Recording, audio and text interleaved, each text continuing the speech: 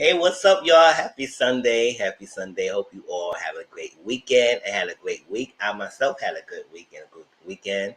I was off work since yesterday and I was just relaxing. I went to baby shower and everything, so I had a good time. So I'm here to give y'all a review. We have a long lineup today. No, we don't long lineup, but we have an entertaining lineup today because we got 3 shows to talk about and mix in a couple of social topics. So that's why the title is MT/MSC because it's a mix of both. So what's going on? So we got Love and Marriage Huntsville to talk about DT Detroit and Belle Collective, as well as talk about Kenya Moore and her recent thing with Mark. RHOP Drama because the girls, child, the ladies was going down at the Potomac land. And also we're gonna talk about DGG lyrics, whatever his name is, and how he was so hurt. I said, child, the way how he felt like Hallie was freaking busting splits on the dudes, the way how he was acting and I freaking lyrics. Child. Baddies Potomac. Child, he felt like Hallie was busting splits. Likeable, it's nothing but the word. Because a lot of ladies and the freaking females. Oh, say words. The ladies and the men. I can't. A lot of them get on my nerves. Every piece one of them. And I'm going to tell you how I feel about them too. So, yeah. So the order was I would talk about DDG lyrics first. Then we're going to do Belle Collective. Then we do Kenya Moore and Mark Drama. Then Love and Marriage DT. And then RHP Drama. Then Love and Marriage Huntsville. And then ended with the Midseason trailer breakdown. All right, so we got some things to talk about today, y'all. So I hope y'all ready because I am ready as well. All right, if y'all have not so, please subscribe to my channel, Mr. 14. My Instagram is Mr. Grown. My Twitter time is _grown. My Discord is Mr. 14. The link is down in the description box down below. I do watch-alongs, we do interaction, we do talk, and every now and then I need to get back to the audio book listening as well. I was doing that before, but I put stops a little bit, so I'm gonna get back to that. And so you want to support my Cash App, $Mr. 140. All right. Okay, let's get into it, y'all. Hey, shine bright like a diamond. You're beautiful. Oh, let me put this up. What's going on, y'all? Look out, cheese and the black and the gold on.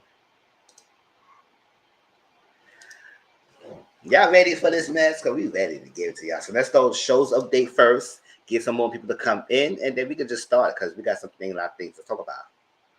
Thank you. Share.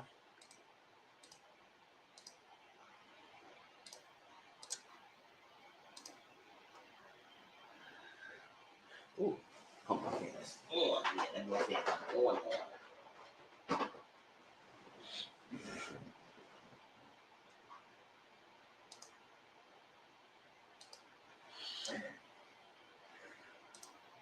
All right, Love and Marriage Huntsville. So I didn't realize last night was the Midseason finale until they came in with that little trailer at the end. I said, oh, okay. So yes, Love and Marriage Huntsville will be on a break until September. So I guess in the meantime we will get DC, but we still haven't got any trailers for the DC yet, promo, no date, none of that. I said, oh, it feels like DC is like the middle child, forgotten middle child.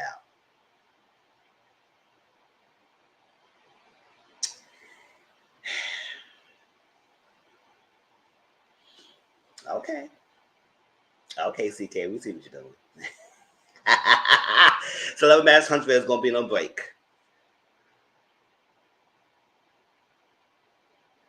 So he gonna find a way, cause you know that's his boo. He gonna find a way. Love and Marriage Huntsville season 6 is our own. We're gonna talk about the latest episode, so we got some things to say about that. Cause Teletubby, you was that wrong for coming at the Stormy like that. And Kate Crusader, Kimmy Kate Crusader, you need to sit down. Just be quiet. She always capping, always caping for a t-shirt. I said, girl, at the end of the day, she did what she did, and she was wrong, and she shouldn't have approached Stormy what she approached Stormy. So you sit down and be quiet. Oh yeah, y'all, you know I don't rock with Kim anymore. The way how she moving lately. Cape Crusader, need to sit down. All right, and then we got some other things to talk about. Ooh, y'all see that live from Mohan?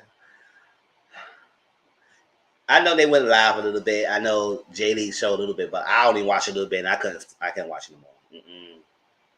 Especially when it had Teletubby on it. I said, "Child," and they was all in Texas. They was in your state. I said, "Mama, you ran up to them." Chad, it was in Texas. Ooh. Real Housewives of Atlanta season 15 is airing tonight. So after the panel, we will do a watch along for the episode. And I can't wait for Drew to read Sheree. Chad, how she cleared Sheree. I can't wait. Because Sheree always act like she want to, like, you can't be the peacemaker if you have drama yourself. You can't be a peacemaker if you can't work on yourself. You can't be a peacemaker if you got drama with the ladies. You can't do that. So for you to think you could all these trips and stuff you be doing, get out of here. Whew. Can you ask Motown if he's changing his name to Roger? Say she get. Yeah, Kate could say they get flock for defending her because every time y'all know she don't really go hard on him. Yes, every yang. She said, "Oh yeah, he's good at two. He's not good," but you don't really go hard on him. So, and I'm not gonna be mad at that because all y'all was his friends anyway. So we will expect y'all to be his loyal to him and then to Mel. That's why everybody make it seem like she don't have no friends. And no, all those people was his friends.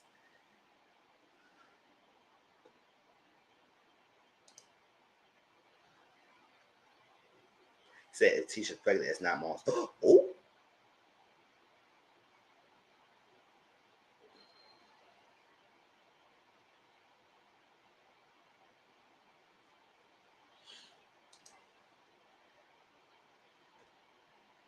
I mean, I don't know if she is or not, but ooh, like how you defending him? No, yeah, exactly. As a woman, anyone would go through the same thing that he might be going through, especially with the revenge porn and all that stuff like that. Come on now, y'all gotta stop that. Like,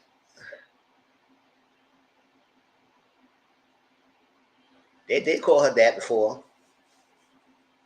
Even her husband said, "Oh, listen, if I did something to you, teacher will definitely cheat back." He said it out of his mouth. So, Belle Collective season 3. We're gonna talk about the latest episode. Oh yeah, we got some words about those ladies as well. Real Housewives of New York City season 14 reboot. And I put it on my DVR to record it. Like I said, I want to watch it. Don't know how I'm gonna feel about it, but I'm gonna give it a chance. That's why I put an asterisk in the review because I'm not sure I'm gonna review it or not.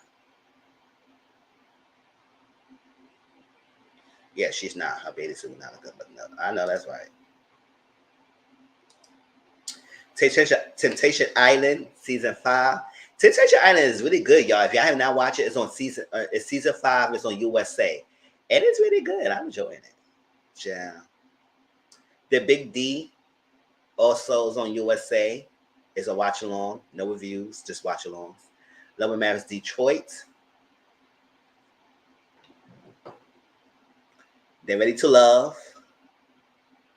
Ready to Love, and also Love and Hip Hop Atlanta is all watch along. Detroit is a review and watch along itself. But I added Ready to Love and Love and Hip Hop because I did started watching Love and Hip Hop, and to be honest, it wasn't that bad. It wasn't that bad. I feel like whoever filming this season did a good job so far with the cinematography and storyline pushing along. But I started for episode 4 because I didn't see 1, 2, 3 yet. So since I'm not reviewing it, I catch 1 or 2 or 3 when I catch 1 or 2 or 3. Yeah, Spice looked like she about to pop above like all that yelling. I said, "Girl, can you calm down?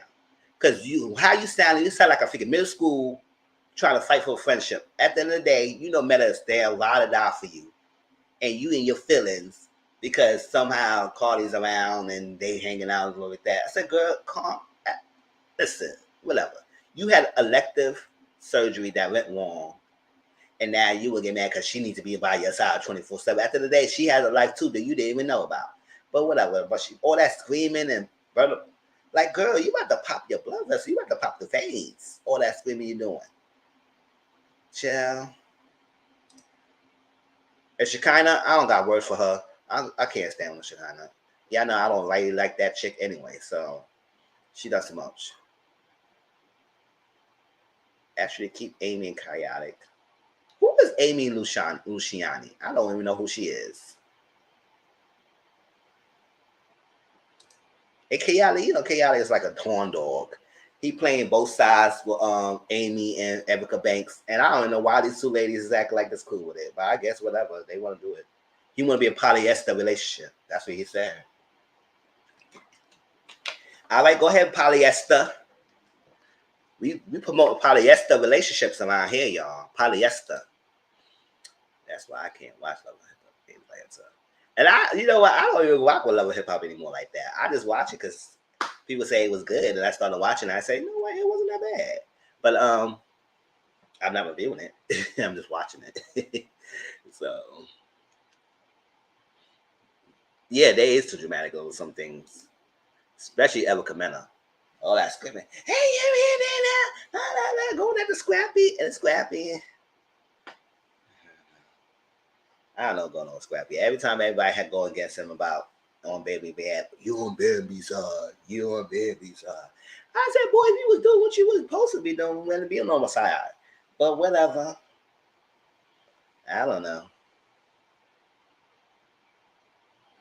Oh yeah, I meant to catch on that. I know, it's just nasty. Like he's too much. I think he's all like that. Like he's cool. Has been my favorite. Okay, I gotta catch on it. Yeah, because I haven't, to be honest, I haven't people really talking about Black Ink Crew in LA or New York, to be honest. I haven't seen no tweets, nothing about that. Mena, Sierra, and Bambi hurt me. I know that's right. Oh, especially Sierra. I don't know why. I said, girl, you was lonely that quick. You was lonely to marry that little freaking grim little behind guy. Now, maybe it was probably a different angle, a different hairstyle. Because the episode I seen when he walked in, when she probably packed her bags, he didn't look all that pleasant in the eye. So I was like, ooh.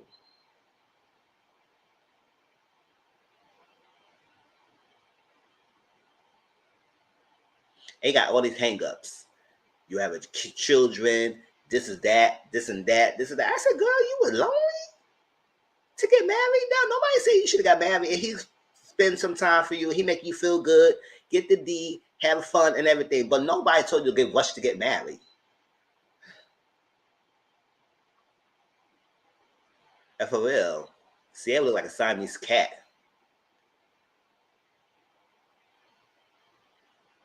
I said, girl, open your eyes a little bit more. I don't know what's going on. I can't say it because my eyes is naturally low anyway. That's how people think I'll be sleepy. I said, no, I'm not sleeping. My eyes are just low. But okay. I don't believe Baby because she acted like she was a decent stepmom. Ooh, child. New York is whack.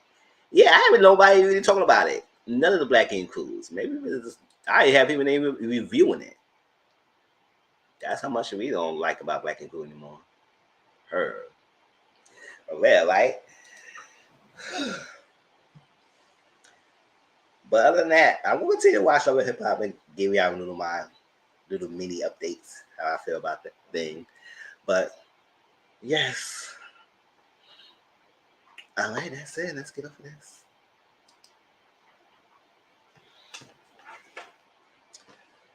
Let's start with this DDG. You know what? He didn't change his name. Go DG. All that double D's, G. Yeah.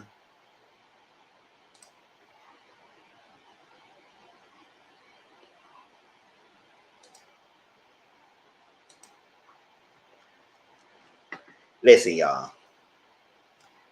I know we don't talk about these people because I don't really care about him. But Hallie is my girl. And nobody, to be honest, y'all, I have still yet to see the Little Mermaid movie. And no, it's not because I don't want to see it. I don't think it's bad because people say it's good. I just don't know why. I just say maybe because I don't feel like going to the movies. That's the problem. But I'm gonna go watch it, y'all. I'm gonna watch it. Support my girl, even though I know that movie has been successful. So I just gotta go see it. Child, that's supposed to be the girl. I'm not even drinking. That was to be Hallie's boyfriend, current boyfriend, DDG. That's who he is. All right, so he did this recent song called "Famous," whatever, and he had some lyrics. And his lyrics was said this, and I was like, "You making it seem like she was up there busting the splits like she was in P Valley doing something on these dudes. Like, what is going on? The insecurity is purring hard between Darius going in public trying to humiliate Kiki, and then this guy, and then we got this loosely paper guy do his demands with his girlfriend, all that stuff. I was like, y'all is doing the most. Y'all coming out the woodworks. Yeah. It's not. Yeah, that's what I'm saying. I want to wait till good Disney Plus or something because I have Disney Plus. I can't wait for it on the stream, man. But it was really good. Yeah. So he had this lyric. Let's read his lyrics, y'all. Because the way he acted, Hallie was like she was throwing it back. That's how I take it. He said, I've been so insecure that I've been thinking you be really effing dudes you in movies with. But on the internet, I be cooling it. But in my head, a guy's losing it. Gotta be paying good because you keep doing it. I might just tweet something just to ruin it. I got a platform. I'm abusing it. It's a couple things about your job I want to know. When you shoot your movie, do these guys turn you on? When you leave the set, do they still text each other phone? Just because they filming it don't mean that it ain't wrong. I'm reading again, y'all. This is what he said. I've been so insecure that I be thinking you be effing dudes you in the movies with. But in the internet, I just be cooling it. But in my head, a guy is losing it. Gotta be paying good because you keep doing it. I might just tweet something just to ruin it. I got a platinum. I'm abusing it. It's a couple things about your job I want to know. When you shoot your movie, do these dudes turn you on? When you leave the set, do they still text each other phone? Just because they filming it doesn't mean they ain't wrong. I mean,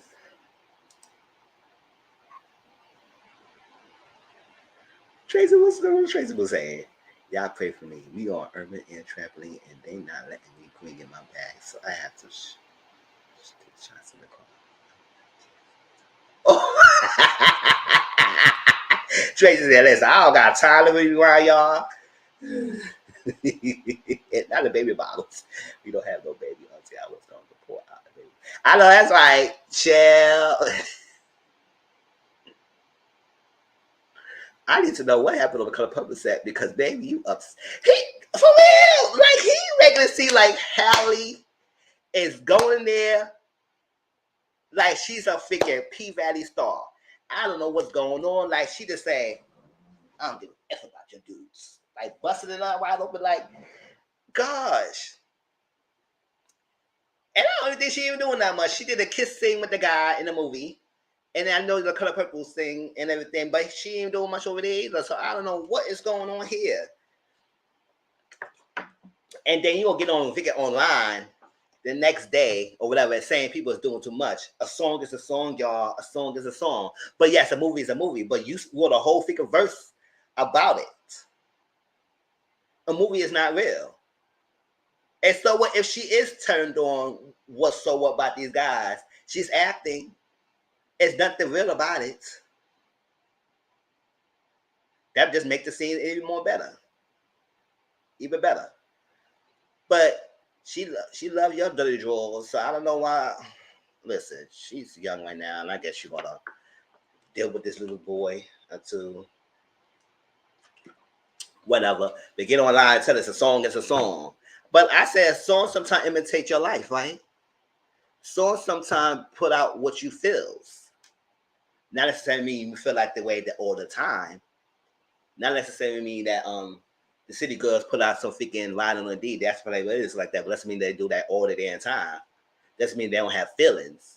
Because the way how they react to some of these dudes hurting their feelings, they act like they and not city girls. They look like they're half pint girls. I don't know what's going on. So yeah. But sometimes it imitates what you feel in your real life. Shoot, Beyonce had a whole album talk about her man cheating. You don't even know that until he confirmed it. Yeah, you know she stayed writing music and hustle, stayed writing things, hubby songs, and still making bank, and they still together. So you know, people write songs about their life all the damn time. So I need to know why you feel that way and try to tell us it's a song, it's a song. Okay, it's a song, it's a song, but you ain't have to put all that.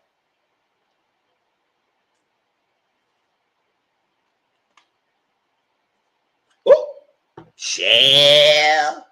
Ain't gonna be front. They're gonna be front. Some people do hook up when they do films or movies together. So I don't know if he got some dirty, he got some inside scoop that Halle stepped out and did something, but I don't know. But he's in his feelings, and I don't think Halle is the type of girl who would do that type of stuff. She loves your dirty drawers. So I don't know what's going on. Even when people came out a few months ago about something you getting the girl DMs. Who was that girl? The ex-girlfriend, DMs and everything. We showed the proof. And she still, whoever she is, I'm gonna be that. All that stuff. You know, she was imitating she was ad-libbing about a freaking quote or scene on a movie, but she still meant it. So, but then you go turn around and say, it's just a song, it's just a song. I mean, is it just a song or not?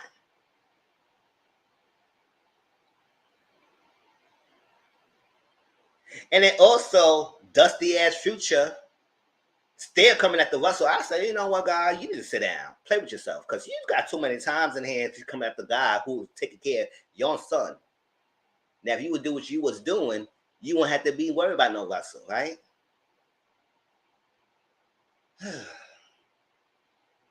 He put a song in about F Russell. I said, oh, wait, really? Come on now. You just act like a cornball as ever. Just as ever. And nobody was featuring you. That wasn't part of the lineup, but I had to throw that in there because it's kind of similar to what DDG is doing. Like, these guys is out losing their minds. What's going on? What's in the air? What's in the air, y'all? Come on, what's in the air? That freaking California, Canada wildfire got everybody on in a freaking tizzy. The smoke got to everyone, child.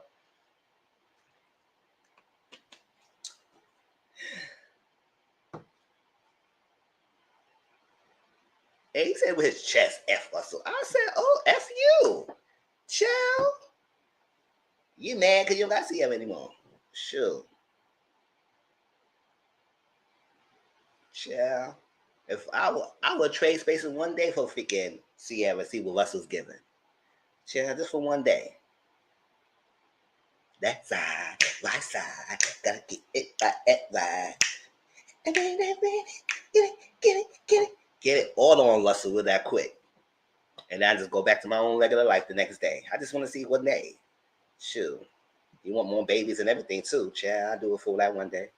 Other than that, leave Russell or Sierra alone for future, because you just do too much. And DZG, you be all right. You be all right. I mean, you telling us it's just a song, okay, we just gonna let it be. It is a song, y'all. Do not take his words literally, y'all, because it's just a song. Any last thoughts?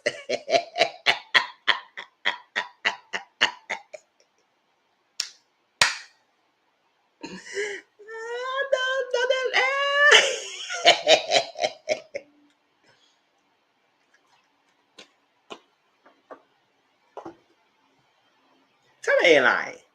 Yeah, or at least if I was to, I was tracing with him and see what Sierra's giving. She and anyone, she like, listen.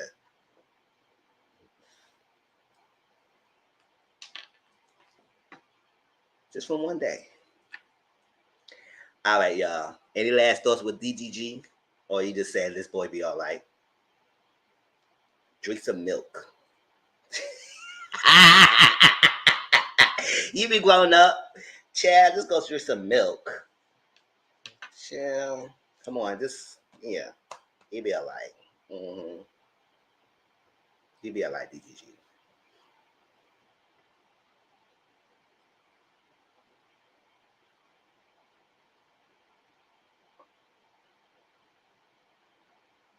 Yes.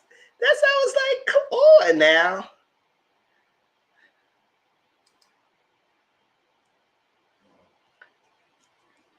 All right, let's get to Belle Collective. Any more thoughts about DDG? Y'all put it down in the chat and we will comment on that.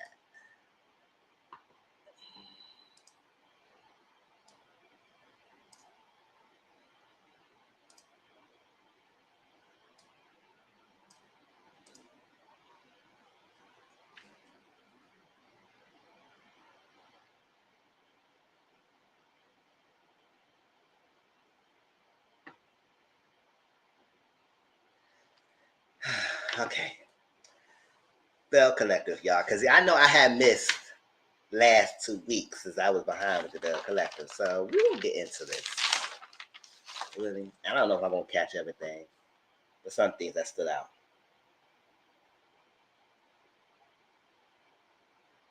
Ooh, he might be scared she got her lip back. I know that's right. And I don't know who she got her lip back with.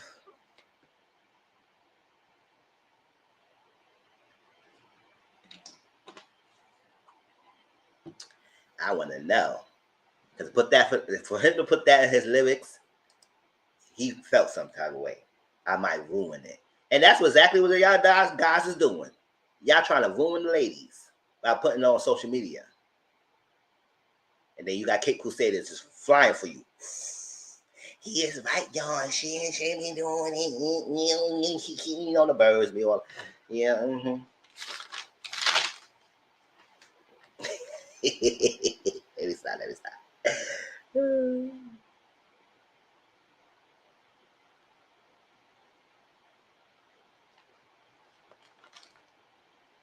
I know, right?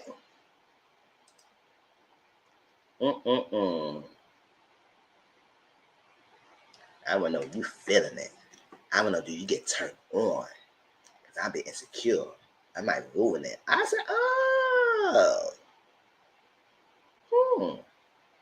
You meant every word you said in that Vicky song. But telling us it's just a song, y'all. But a play and a movie, it's just a movie. And it's not real. So I don't know why you in your feelings. Chad, so we need to go back to school to learn what the hell a movie is. Just like everybody was in an uproar when Chloe would get her back blown out in that movie and make it seem like she was doing a lot of porn. I was like, what the hell y'all mad about? Chad, the way how you act like you see the whole freaking dick coming in and out of her. I mean, I didn't understand it, y'all. That people was mad. I was like, what the hell? I did not. Child, the way how social media went off in an uproar, and I act like, what the hell did I watch? Did I watch a porn scene or did I watch a freaking acting scene? Because I didn't know why people was in their tizzy.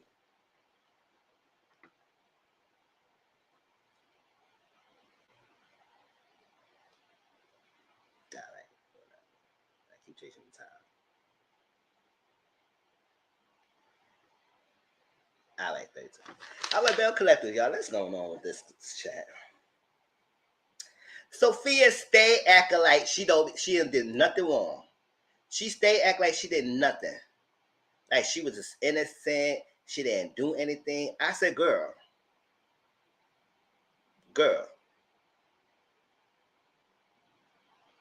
Yeah, exactly. Folks expect them to be in non-sexual roles. I don't know why.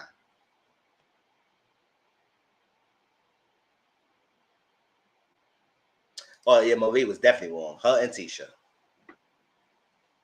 Now Marie was wrong bringing it up to Tamra, but Tisha, you was involved in it, meeting with the guy.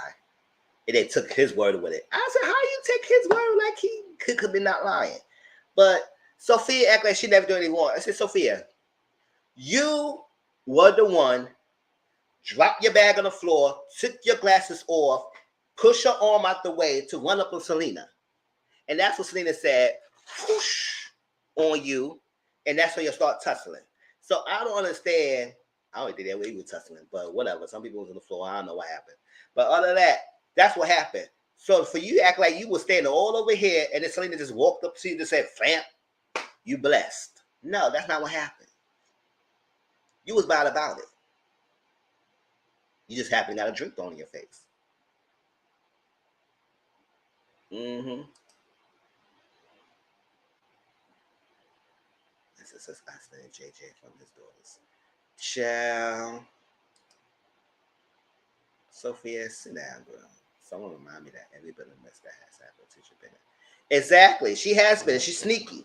And trying to act like with this freaking pseudo breakfast and lunches and peace treaties that she's doing. Child, nobody want to deal with your pseudosness. Fake ass bunches and stuff you're doing. Now I'm not down in your business, but what the hell are you giving peace and woman empowerment is nothing but the source. But every time it's your freaking girl, my vow, starting stuff, but you don't say nothing to her. Nothing. Then you want to apologize to Tampa and everything, because I'm sorry. And then, you know what? This is going to be jumping around. I mean, yeah, you want to say, "Oh, I'm sorry, this is that and everything. I didn't know it hurt you. I should not have meant to do it." So, because you know, because Marie Monroe put your name in it. Now you have to apologize because you and her went to see that guy. And I don't know why you entertaining it. First of all, y'all supposed to be sisterhood. What is sisterhood is that? Hoodish, but not no sisterhood. I said that's messed up for y'all even go that far to go after this guy. And then Marie took his word over Tampa. You know, Tampa got a tendency to lie. I said, give us an example of what she lied to you about. Now, Tampa might hide some things and that she's lying to, but she don't speak about her life that much to keep it a secret. Keeping it a secret doesn't mean it's lying. It just means that she's not telling y'all everything. And yes, sometimes she moves differently by moving in with a guy, not even getting engaged, going against your freaking own values. Not even engaged with him yet. Ain't moving in with him. But now you cramped up, you need your space. I would say, Chair, you shouldn't even have agreed to do it in the first place, Tampa. And the voice. You know, me and the mind. We got all that thing, and I need my space and everything. No, that's what it is. The only lie she's giving us is the voice that she's giving us. But okay, other than that, what she be doing for you to be so invested, Marie? And then you take this guy's side as 100% proof. Well, they threw the case out. It's not real. Come to find out, she got a restraining order against the guy. And it's still going. It's still in order. And you gonna say, no, it's throwing out. It's throwing out. How you know all this?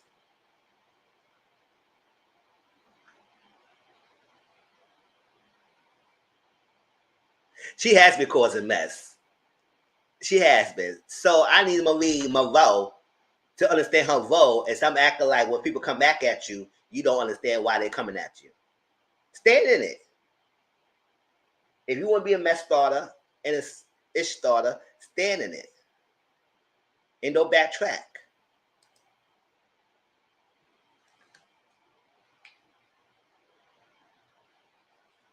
So for you to go out your way, Tim was pregnant?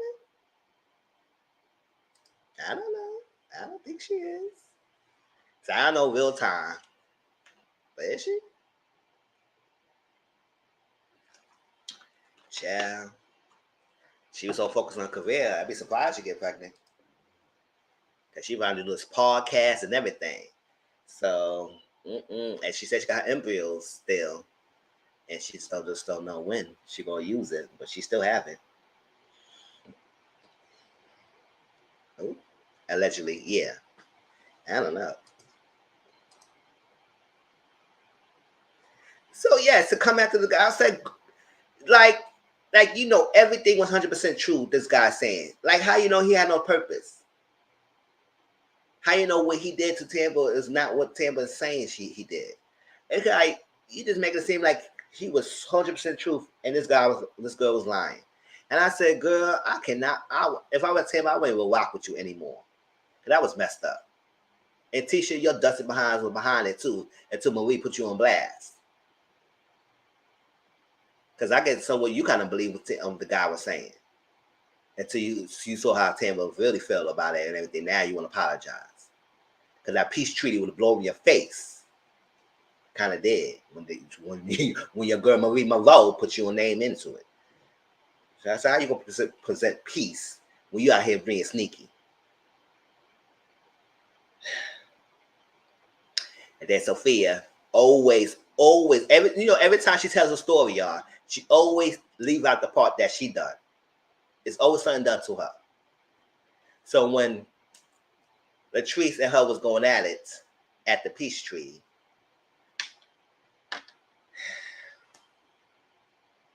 it stems from the deal not being gone through. And I say this, and I will keep saying this over and over. Yes, Latrice don't own Sophia any loyalty, especially when you did not sign exclusive contract with Latrice to only work with you. Some bookers does that. Exclusivity contract that you only close with me. It's like that. And Marie did mention that, and she said right, but I didn't do that and everything. So I was like, even though Marie was annoying, at the same time, she was right. You should have had to sign a contract if you was wanting to work with you. But that's not what happened. They said that she only taking pictures from the booth.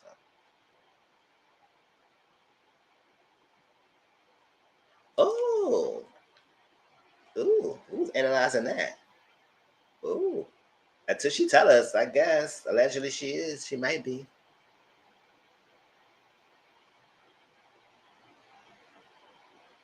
Yeah, that's what she said in the reunion, because that's where we get the proof. I know what is of the Bells. That's what I'm saying. Why nobody is a closer with Sophia? Because we also find out that she trying to close with Akeisha, and Akeisha wants someone else. The only difference is that Akeisha did tell her what's up. And I said, that's the only I was saying. I'm not saying that Latrice was wrong to go with someone else to work with them and close with them, because at the end of the day, it's business. If you're somebody who was able to get you the building that you want and close faster than Sophia, then so be it. I felt like since y'all are friends and y'all a business relationship and business thing, you don't want to fracture that. So I would say just gave Sophia a heads up. I said, listen, I've been working with you. You haven't produced no results. I got somebody who got something. I work with them, and I've been okay. And we no issues. I know somebody was telling me why she don't have to smoke for Akeisha, because Akeisha told her. That's the problem. Akeisha told her, and they had no smoke, so she understood that. And that's what it is. And you're supposed to be the number one realtor. You should take no heart about it. Just move on to the next client. But yes, it is crazy that two of the ladies you supposed to be the Bells did not close with you. I said, he's arguing the number one. Chill. So yeah, we want to see what the reunion give us. If Tampa is actually pregnant, I could be so much because like Tampa always say she want to get married before get a baby, and she have a baby. So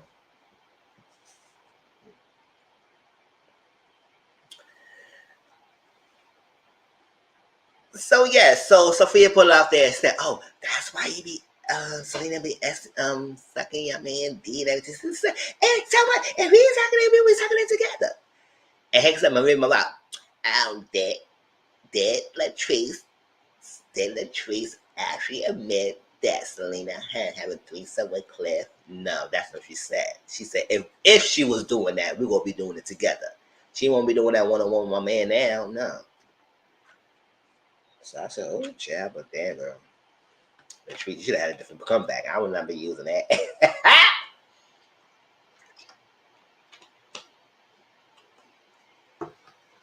So they're going back and forth. And once again, Sophia got up and said, because Latrice started clapping. She said, girl, I told you if he coming to my face. And then Sophia started getting up. She said, girl, what you doing? And I said, see, this is exactly what you did to Selena and got your behind drink thrown in your face. Now, this is the second time you got up and you about to fight something, and then you're going to act like people coming after you. Ooh, of course, good. SSS knows, and SSS JJ stepping out. Ooh, child. But who was creeping with JJ, though? Unless JJ got some slong or something, and he's breaking girls' backs out. Who?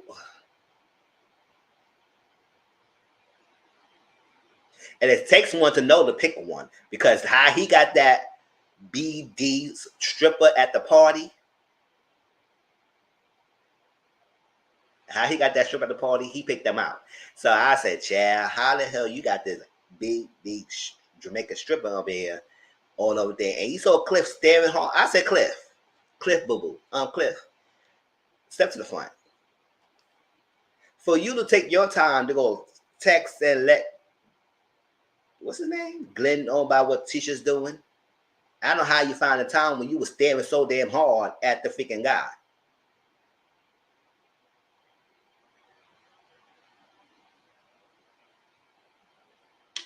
Oh, well, he must got deep pockets. Exactly. He must have deep pockets. Because Cliff was definitely staring. And we saw that scene. I said, why he staring so damn hard? What's going on here? Now, the guy could have probably had a dildo in between his pants, but we don't know. Yeah, because they be stuffing sometimes. But it looked like it was more, and then I was like, it was long. But he was definitely staring. I was like, Cliff. And then you had the time to go tell Glenn about what Tisha's doing. I said, oh, that's tacky. And to be honest, Tisha wasn't even doing much. Now, Marie Monroe was throwing that behind. She was throwing that. Marie was like,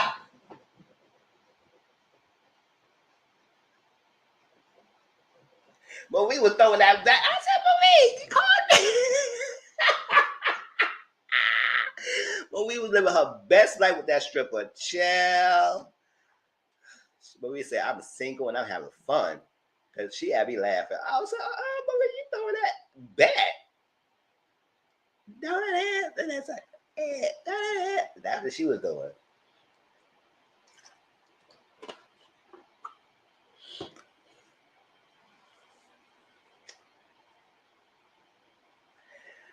So, you know, Marie Monroe and Akeisha, you know, Akeisha, the one-upper, who turned the light on better than you, who washed the dishes better than you, who turned the AC on better than you, who drink water better than you. Like, listen, no, that's Akeisha.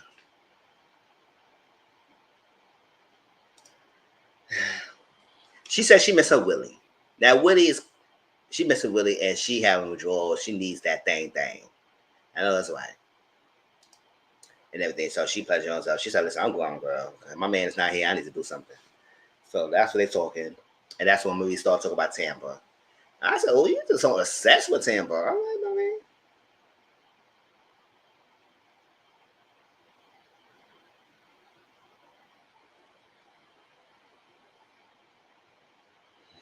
Man, she was living her best life. And the girls, it seemed like the girls was having a good time.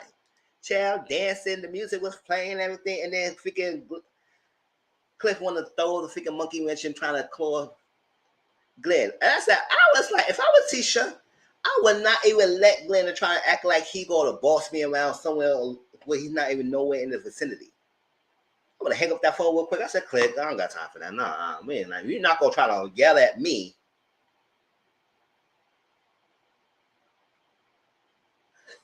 And Marie said, y'all not getting all of me this season. I know that's right. You're not gonna try to yell at me on the phone and think I'm supposed to just be here and arguing with you back and forth. No. They're gonna tell me, since I got your last name, I should respect you. I said, who the hell I should respect? See, that's exactly why sometimes people tell you don't try to give these guys all your autonomy, last name, or this, hyphenate your name, all that stuff like that, because they will try to control you in every way possible. If not the last name, it's about what you wear. If not what you wear, it's about their money they have. If not the money they have, they're taking care of you and providing all that, so that they're gonna try. It's something always going on with these guys. He said her bit that Tisha is doing something because he stepped out. Now I don't really give a damn about these two people, Tisha and Glenn, like that, and that's why I'm not giving much energy. But I'm gonna say, what you're not gonna do, try to yell at me and chastise me when I'm in a party having a good time. You deal with me when you want to deal with me. Bye. We got time. First of all, I wasn't even trying to answer the phone. Leaving $1,000 calls, $1,000 calls, 100 calls and text messages. I said, what the hell? Is it really that serious? I said, what the hell Cliff said to you? Yeah.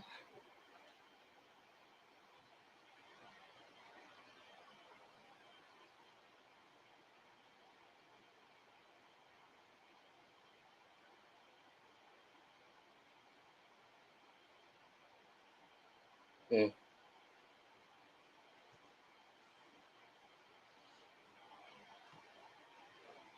What the hell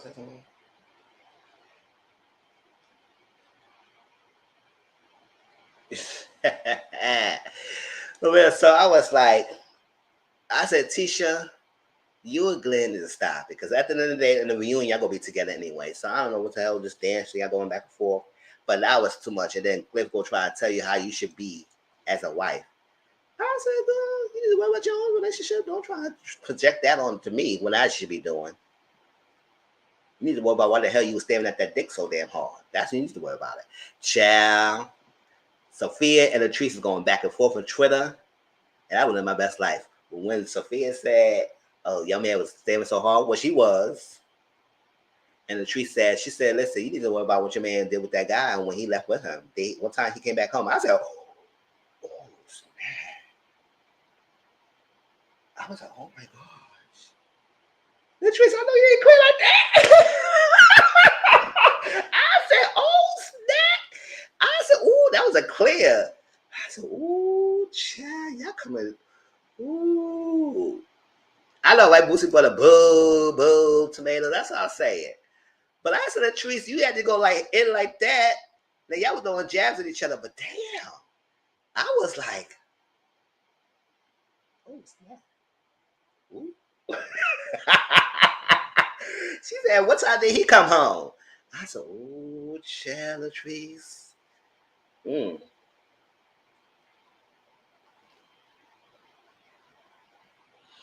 What else?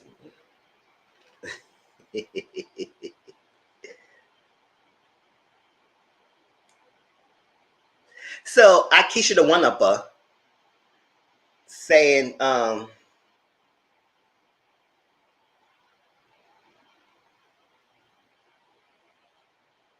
one upper thinking that Latrice did set Vicky and Sophia up. I said, what did you was sitting there with her and then being cool with her now all of a sudden she set you up? She said, I was like, I don't know what the hell's going on with y'all, but I Keisha think that it was set up. I said, I don't think it's no setup, but whatever. Y'all want to think y'all want to think. It is what it is. At the end of the day, Sophia didn't have to engage. And she didn't have to walk up on no figure Selena like she did. So you should blame your girl.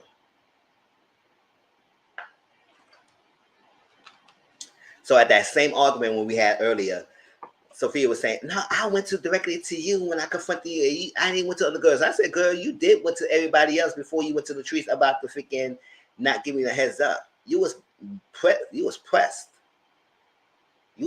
girl.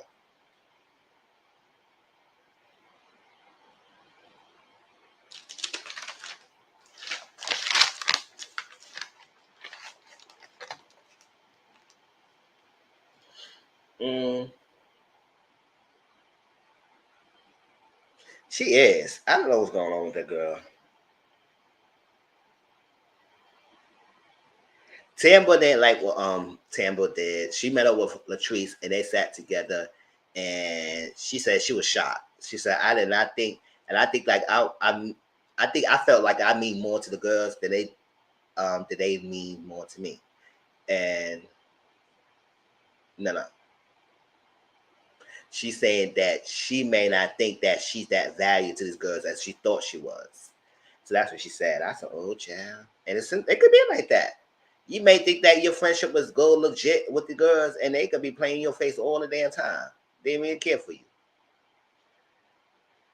Oh, so that's what Sophia asked the ladies, invite the ladies to the all black affair. I said, okay. I said all black affair, but she ain't wear all black. But I said, you know what? It's her party. She could be different. So she went all gold. That was nice. Black and gold. That was a good color scheme. So like that. So Marie Monroe had a therapy session, It was nice. She spoke about her childhood, talked about her mom, talked about a lot of things. And she's still yearning for that motherly love and being accepted, being wanted, being her mom, being there, any means necessary. And I said, Marie, I know, and I'm not saying you need to not love your mom. You should love your mom as much as you can. But you cannot make her change. She had to make her change her own damn self. The fact that she had an almost near-death experience, and she's still alive at this day to pray God that she's alive. When you ask her if she's not going to do it anymore, the drug, and she said no real quickly, I said, I don't believe that. That was too clear and quick. You don't go with that addiction for all your life and never got help to have that one new death experience and you just cut cold turkey like that. Possibility, it could be possible. It could be, but I don't believe that. She said no real quick. No. I said, okay. No hesitation, none of that. I said, So I'm not wishing that her mom go back to it, but I'm at the same time, it's like, at the end of the day, you've been going through this whole dancery over and over. She said she'll get it clean, and she didn't get clean. She'll go back to it. Listen, you just have to say, you know what? Whatever. As long as she's in the house, just listen. To spend how much good time you have with her, or 2 times you gotta have with her. Because this going back and forth is not working. And so then you got Zori, the daughter, she's worried. And so like that. I said, oh.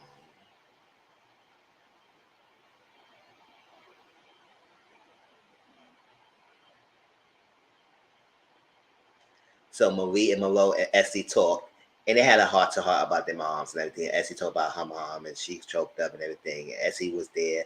They had a good time at Sophia's party. And they were chilling. Josh, Akeisha, and Sophia talked about Latrice and everything. All that other day, I do feel like Akeisha, I don't think Josh is really your friend if you just paying him to do your makeup. That's it.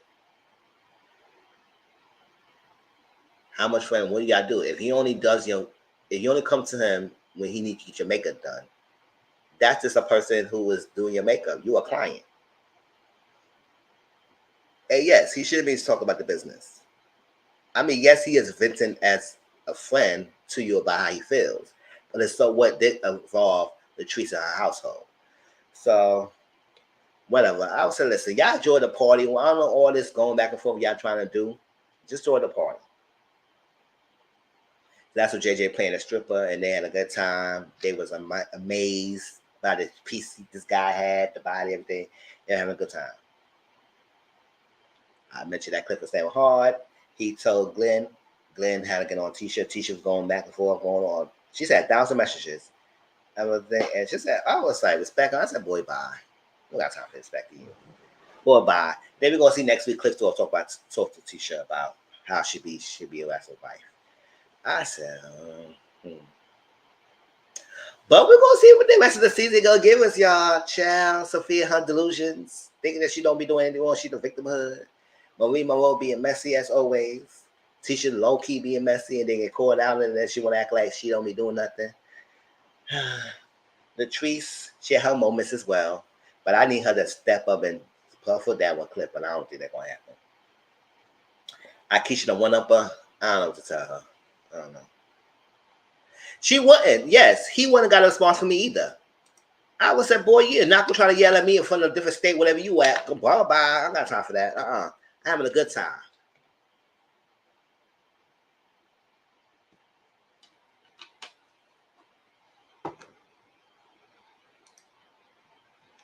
Or we probably handle it. I said, all this message says he be alright.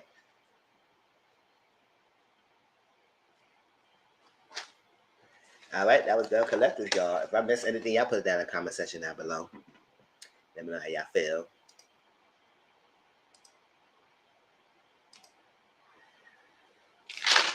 Yes.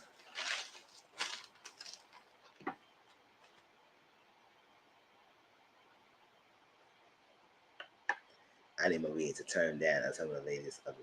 Exactly, because Marie is just overpowering everything. I guess other ladies say, I'm not doing it. So Marie said, listen, I got to do it because we got to get this show moving along. I don't like that. still don't like IKEA. Exactly. I don't really like IKEA. The one up a IKEA do too much. Locate shading, all these things. Think Sophia is all innocent. Think Latrice is setting her up. I was like, oh, she got something else to think on that girl. Okay.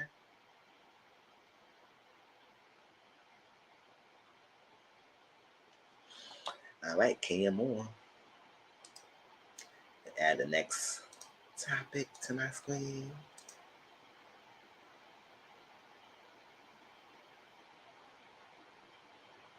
Hey, Tashley, what's up, auntie? How you doing?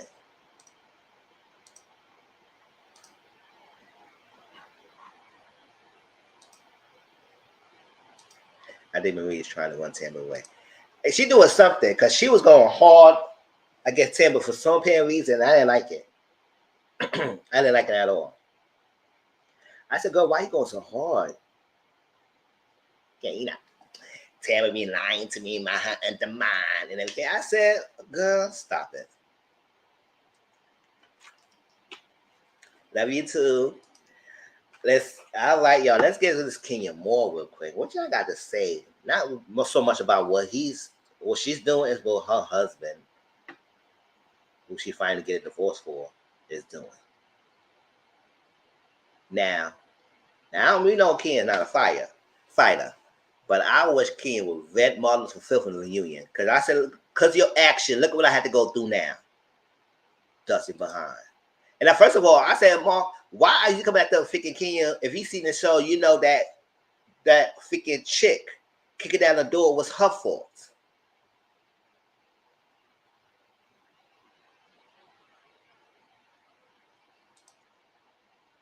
It's like, it's her fault. And you come at the Kenya?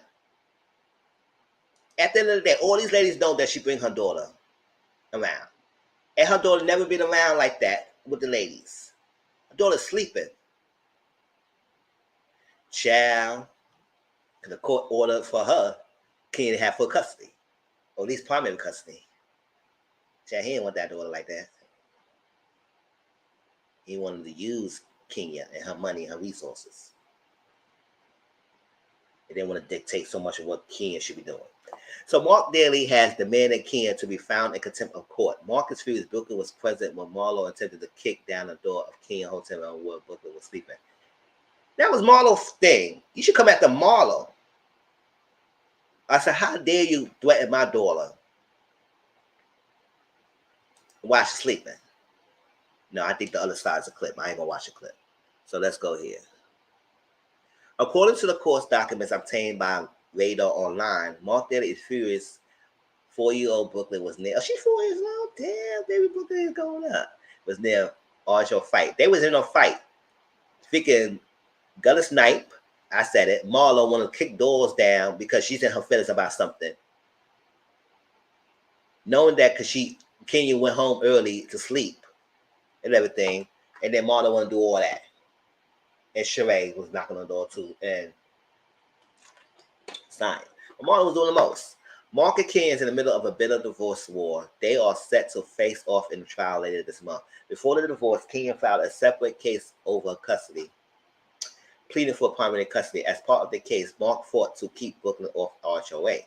In the end, the parties agreed Kenya should have full custody of Brooklyn, with Mark having visitation. We barely see him visitate yet. Since when? Maybe he has, but we haven't seen him do any visitation. The judge ruled the minor could appear on RHOA, but with restrictions. The judge said he was not convinced, and no evidence has been shown that Kenya will place Brooklyn in any environment that might be in a minor's, might not be in a child's best interest, or may in any way considered dangerous or inappropriate. As part of the court order, the judge ruled that Kenya will have to final authority to decide to include Brooklyn on RHOA or any other economic opportunities. However, the judge said Kenya was required to discuss opportunity with Mark. Kenya shall notify Mark of any opportunity where the minor child will appear on camera and shall advise Mark of the content of the appearance. The minor child will only be involved in opportunities that are age appropriate.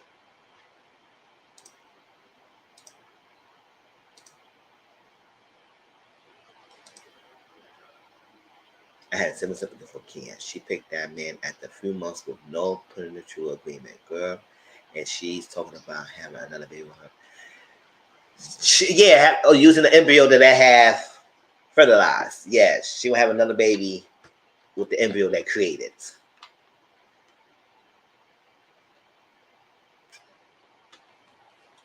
Marla she was wrong. She did that on purpose. And now Mark is trying to use that against Kenya. If I were Kenya, I would curse and drag Marla for filth in the reunion. Y'all would have to cut that scene off because you get all types of beat. All that. If I had to go through this, you getting dealt with. And Mark dusted behind coming after Kenya when it's Marlo, like, she jeopardized the safety of your daughter. So you should come after Marlo, not at Kenya. But no, his simple mind don't think that far. He only want to hurt Kenya when it was actual Marlo he should came after. But I guess he got no ties to Marlo to go out there. But I said, listen, Marlo was the one kicking the door down. This guy act like Booker was by the door or something. Child. And also, they had a nanny. So, you barely don't see Brooklyn that much.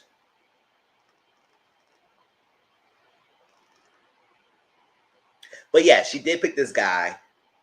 And she got a prenup. Got married to him so quickly. And all that stuff. And then we finally see him.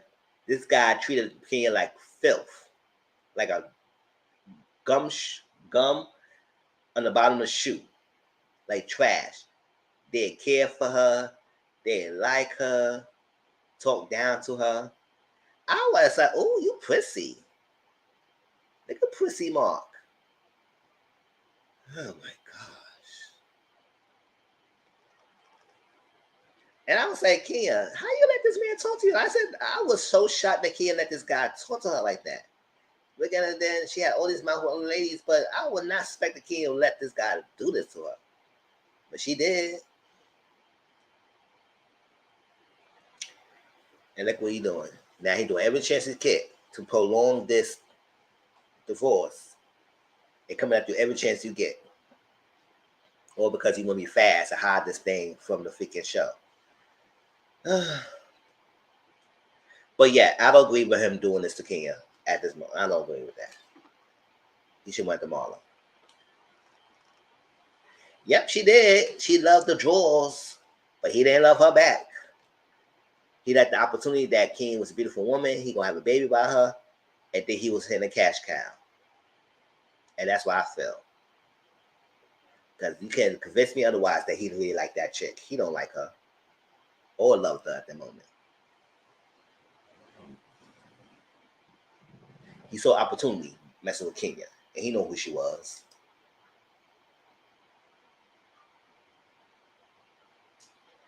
But any last thoughts about Mark and this thing? Because I want to share that because I said I was messed up. He should not have done that. He should have went after Marlo. But,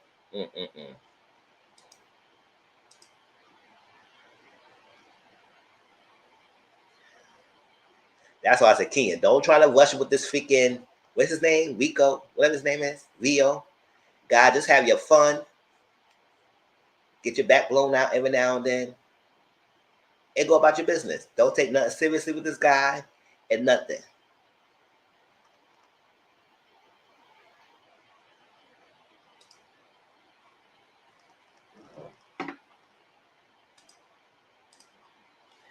All right, y'all. Y'all ready for Love Marriage Detroit? Let's get into that.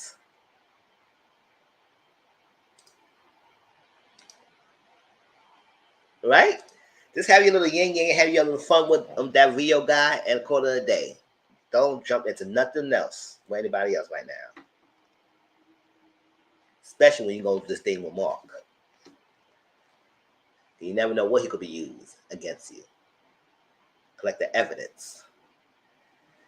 Love and Marriage Detroit, y'all. Hold up. Let's go back real quick and we'll get ready to start talking about this show.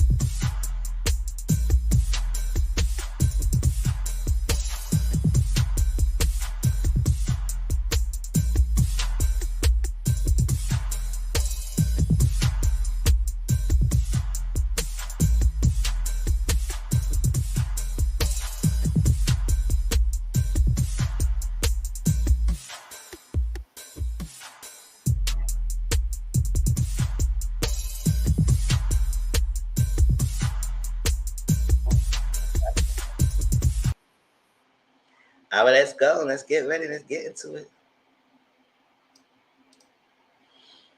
All right, Love and Marriage Detroit. Child, it's been like 3 weeks since I had talked about this show. I didn't realize I was that behind.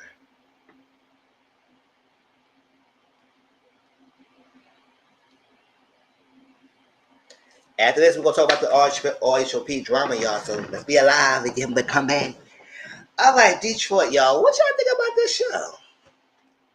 If y'all enjoying it, you're not enjoying it, it is too much. Let's go through it because there's going to be some jumping around to different things.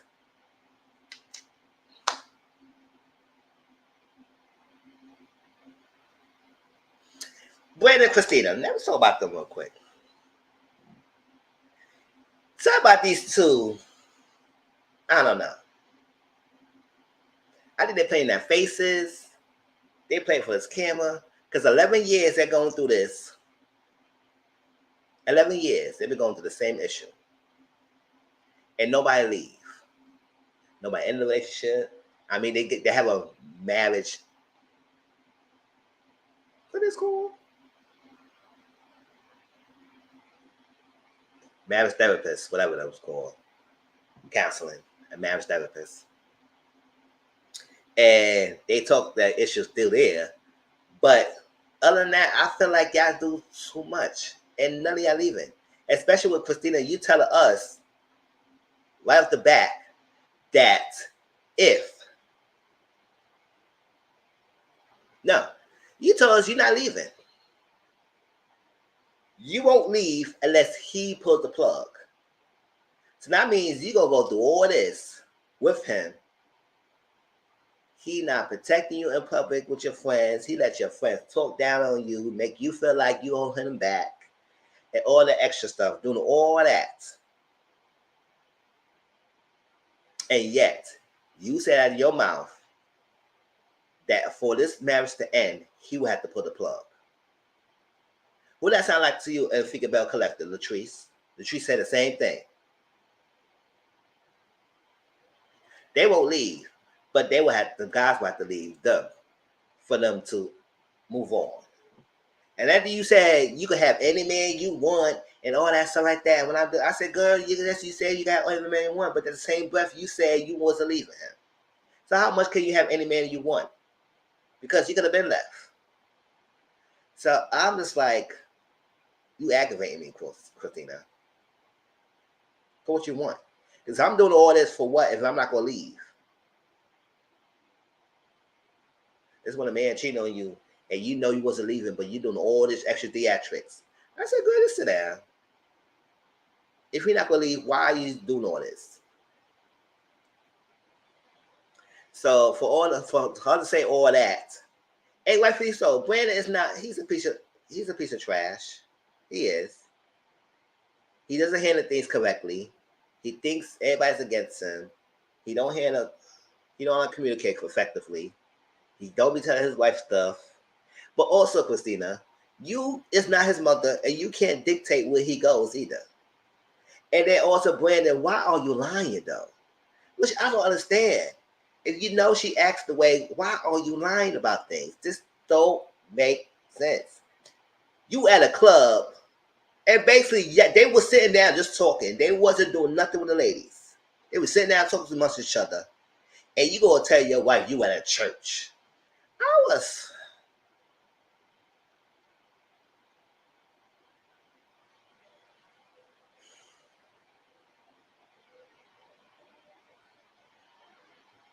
At church, my dude.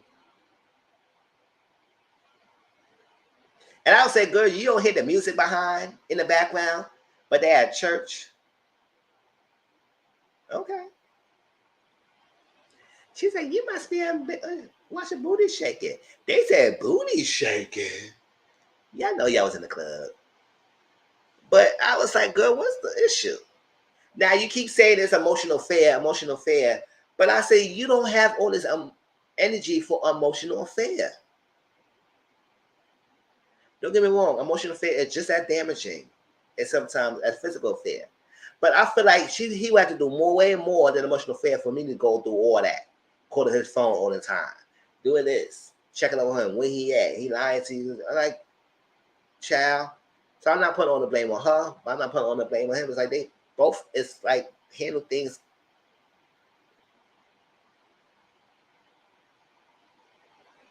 not correctly to me. They just handle things off. So the last blow up they had, he didn't stay in the house for like a couple of days. Just thinking that they might have divorced and all this like that because it was too much. And I was like, Brandon, you had this company for a long time. According to what y'all told me, he had this company for a long time. I know he has some success stories because y'all said he has some success stories. So why you act like you just struggling? Like you just started this company and you trying to find a great big hit or artist you develop. So I don't know why he making it seem like he's struggling all the time. It's like, boy, do you? It's like that. But I don't know. Maybe he couldn't find the mojo that he had before in his early stage of his career, and it's not making him work now. But I said, with these two, it's just too much. I feel like they just playing just to play, and that is they can get people getting hyped up on their behalf, speaking on their behalf, and then on the end of the day, they still together. And they don't really have much issues. They're just playing for the cameras. That's what I'm feeling. I'm getting that feeling between these two. But whatever. Because at the end of the day, you say you're not leaving him unless he put the plug. And if he's not putting the plug, then you doing all this theatrics for no apparent reason.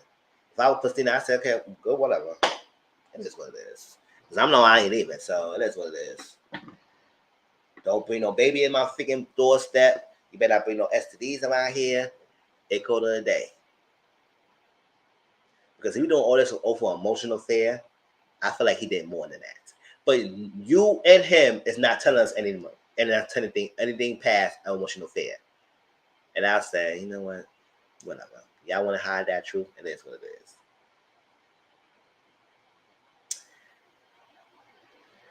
That's that. So that talked to a marriage therapist, and they had some things to get out there. And he did apologize to someone. She said it's shocking that he apologized.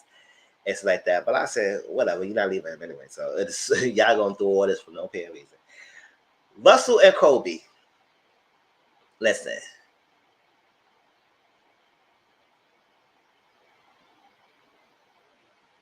Where y'all get these guys from? Cause all of it is something with them. I say, I don't know. Russell want to have all these top jobs.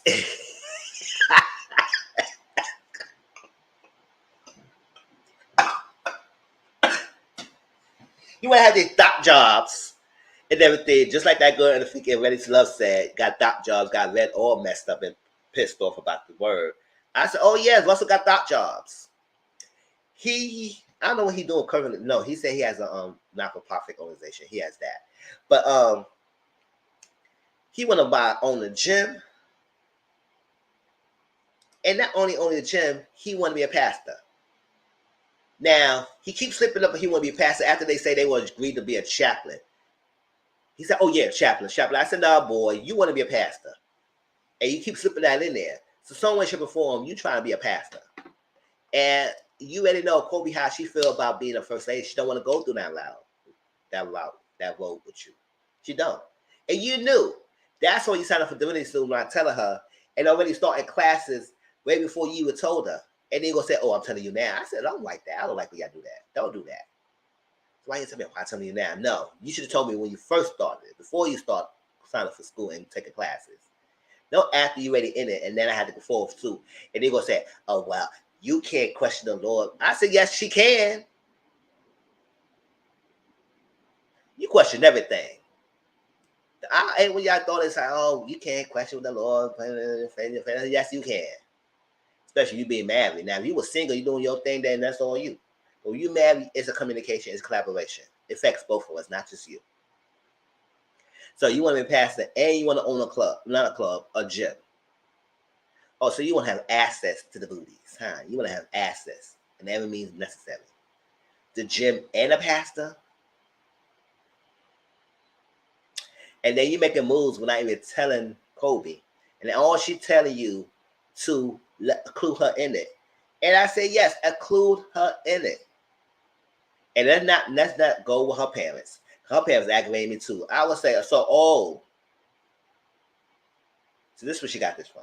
That's what she's so hell bent against it. Because she lived through this. And then y'all trying to mask it and trying to explain it for Russell's side and all that stuff like that. Exactly. And then the father and the mother, Kobe father and mother trying to explain it on behalf of freaking Russell. And I said, oh, no. And when Kobe was telling y'all off, the mom having her head down like this, because she knew what Kobe was saying about her upbringing was the truth. You mom was complicit to what her daddy was doing. Who you blessing at 3 o'clock in the morning? You better bless that damn sheets. And that baby, you're not getting out going to bless somebody in the hospital at 3 o'clock in the morning. They got to be, well, let's do a FaceTime or something. But you're not getting out this house trying to bless somebody at 3 o'clock in the morning. That is not sounding a little cute. When they said that, I said, oh, really? 3 o'clock in the morning, who in the hospital you going to and blessing them? They don't you that bad. Child. F out of here. Not no 3 o'clock in the morning. You best to get out of here. Send me a text message that I call you in the morning. So, and to try to explain, he said, oh, well, what if he came back to you and actually, she said, I would have said no. And he said, oh, that's what he didn't tell. I said, nah, don't do that. Because you knew how she felt about being first lady. And I said, to be honest, I don't even want to be no first lady either. Or first husband. I don't care. I said, nah, I don't got time for that. Trying to sit in the front of the pew when everybody behind my back trying to be sneaky, trying to get with your man. No, we ain't doing that. All that responsibility for you about the business aspects, and when he trying to be, nah, no ma'am, no ham, no bacon and cheese. I don't got time for none of that. You need to sit this out, and we not doing that. The fact that you know how she felt and you still went on it, and it's that, and then did this gym thing. You not even inviting her to the walkthrough. He said it's just a walkthrough. You know, it's not. And I said, so I said, doesn't matter. If you said it's supposed to be a family thing, and you want generational wealth, then I just be included on this. Especially if you go trying to use me to be the day-to-day operations. I said, you know how he trying to throw that in there, that she trying to do things. I said, you want this badly. You do this to work. But I need to be included into it. Include in the freaking negotiations, the meetings, the talks, if this is supposed to be a family thing. I was like, Russell, or it's like that. Now, I do say for Russell thing, he did have his wife back when that whole Brandon and Christina and Kobe and the thing, whole collaboration thing went down. And I had to talk about that too.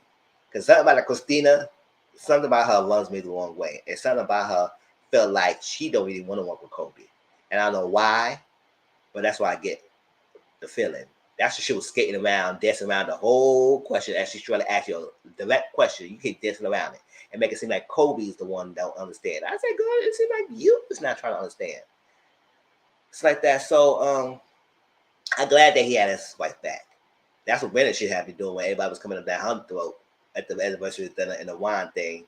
And he sat there and everybody talked to her about that. Oh, she not insecure, y'all. She not insecure. She not insecure. I was like, oh, you were disgusting. Yeah. Before we get to the Kobe and Christina thing, LaToya and Anthony.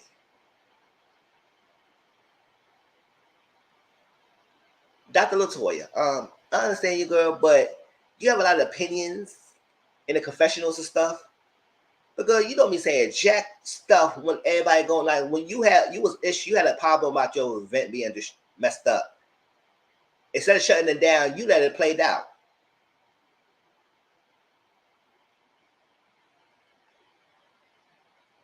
Ain't low key don't say nothing. That your husband going amok, coming after people's marriages, say got all this mouth and all these words, knowing that you probably don't agree with what he's saying, but you just sitting there like.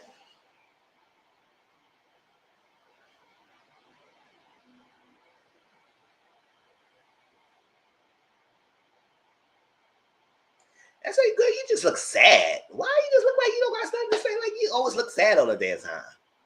Speak up. If you don't like what they're doing, just speak up. It's your event. And this whole thing about this Marvel deal, I don't know. Something about this feel like, to me, I feel like the whole situation was about him not communicating with her. Because I'm not going to knock his feelings about how he felt about how they all, because when he talked to the father, it seemed like they were trying to play like he was in his deadbeat and he wasn't doing much and all like that. And he just abandoned his family, all this like that. And the father said, well, I'm not going to tell you how you feel because at the end of the day, that's how you felt when we were saying this. But he know you don't feel like you are this person, all this like that. I feel like it was a good opportunity to be doing Marvel deal, but then I said, "What the hell exactly what you gonna do?" Because you did say that you was gonna use that to promote your own movies in Detroit and showcase Detroit, your city, and stuff like that. I said, "What you going to Marvel for? Are you supposed to be working on an establishment for already system movies, or you trying to use what? Who was using it for?" So I'm clear. I'm not clear at how you was gonna try to use Disney Marvel in Atlanta, and I know it's a big studio and everything, and that would be a good opportunity. I feel like you didn't communicate that well. If I feel like you communicate that, you sat down with your wife and talk about it, and think on stuff, thing will probably would have been in your favor, or at least in somewhat aspect. But you do resent your wife for telling you that if you don't come home, you won't get divorced. You resent her. You trying to present like you not resenting her. You mention it every chance you get. That's you want to have this men's movement so they can have a voice. They can speak up. They can do it. I said, oh, really?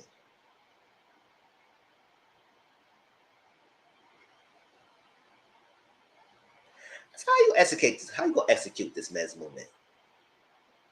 And what is really gonna be about? Mm-hmm. Something about it sounds too good to be true. It's like you trying well that man who doesn't want to be walked over. Mm-hmm. So I just feel like that whole thing was trying. He said everybody have my back and this and this and going break it down, crying and stuff like that. And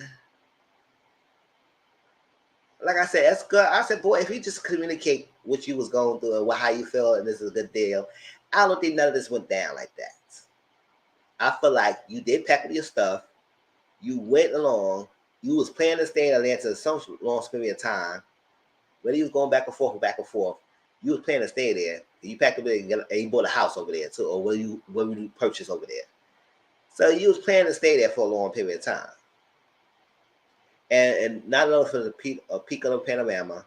Yes, she was a doctor, but she's a physical therapist. So I don't think she was actually in nursing and taking care of patients when they get sick. I think she was handling athletes when they might get injured and stuff like that during the time.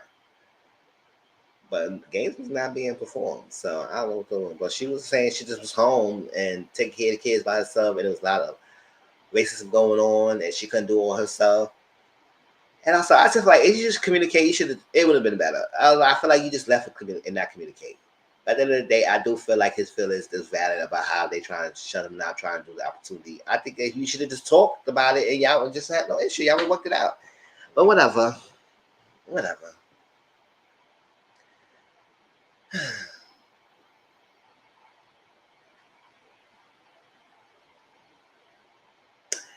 Kobe or Christina? Whose side y'all mostly on? Christina's side or Kobe's side with this collaboration? Because as things were explained and how they come about, I feel like I am more on Kobe's side on this than Christina. And I'm going to explain why. Christina and Kobe always talked about collaborating with each other. They always want to collaborate. That's what it was. Christina has been an influencing game way more than Kobe. So I feel like she's like the big sister trying to teach her the rope. But they always want to collaborate. That's what they will always go do. They friends. They know each other. That's that. Kobe talked to this girl named Harper Ray. I don't know who this Harper Ray is, but it seemed like the Harper Ray was trying to do some sneakiness. I don't know what's going on with Harper Ray, but something about her seemed like she was telling this girl one thing and then telling this other girl another thing, and it's not matching up. So I said, Harper Ray, whoever you are, girl, You need to be clear because it seemed like you all being messy. But that's my opinion. Kobe talked to Harper Ray with her idea. Harper Ray said it seemed like Christina had the same idea. Why not you collaborate her and talk to her and see can y'all join to do it together? So Kobe said, okay, cool. I didn't know that. So let me reach out to her because we always want to collaborate. Let's do this together. She hit her up, text Christina, and baby called her. Christina texted back and said, I'm confused about what you're asking. I said, I don't know how you could be confused. I guess she's being very direct. But since then, she be calling and texting you. You never responded. You're not responding.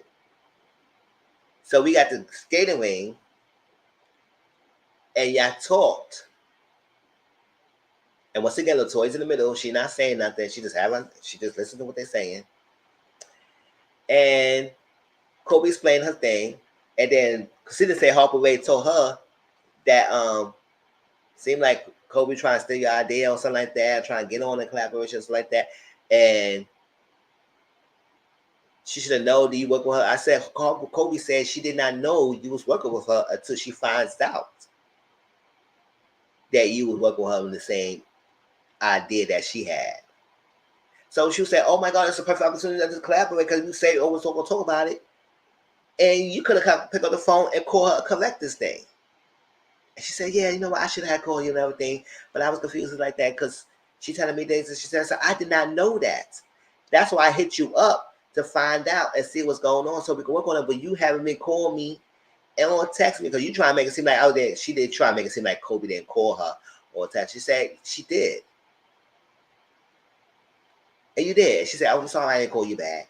It's like that. So she said, oh, so what's the issue? Like, why you don't want to collaborate? What's going on? So Christina said, I don't know, because like that. Once you ever brought to the table, I would collaborate. It's like that. She said, I haven't. But this is the first opportunity that it presented itself that I wanted to do. That's why I put it to you. Not knowing that you had this idea in a place already. So that's what I said, let's clap on this. And she kept dancing around this question and she said, because Kobe don't understand. I said, Kobe is understanding. She very direct. And she not being defensive. She started getting defensive afterwards. After you keep saying that she don't understand you, you do. I said, girl, she understand. You the one who have an issue. So I was like, what's going on here? So the men started to go over there. I said, child, y'all should stay this out of it. Let the girls handle this. But the men got involved. Which I said, I don't know. But now the men gonna go at each other over the woman's beef. And I said, oh my gosh. Are y'all supposed to be friends?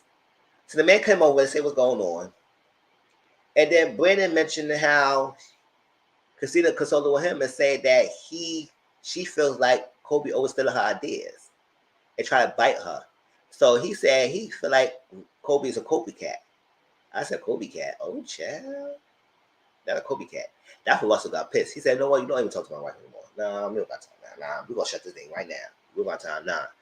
And the way how Christina's sitting there and ain't saying nothing, like it wasn't like what Brandon said was the truth. So do you feel like Kobe's biting you? And that's why you don't really want to collaborate? Because it seems like, why? I said, what's your issues? Why you don't want to collaborate with the girl? After I've been saying this all the time. So now we got the backstory that you feel like she keep biting you and stealing your ideas. So that's why you don't even work with her. Instead of say that, you dance around the whole issue. I said, you know what, Christina, I don't got time. I got time.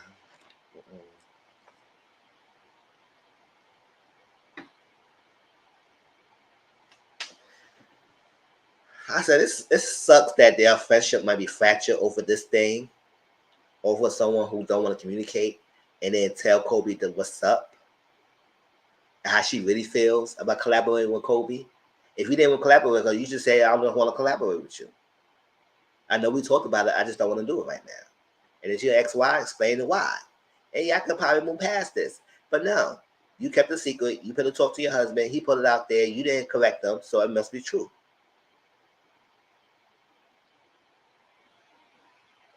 And now the husband might go at it, and the wife could still be fit. And I said, this is, oh my gosh. That was the major thing that happened in Detroit. Anything I missed?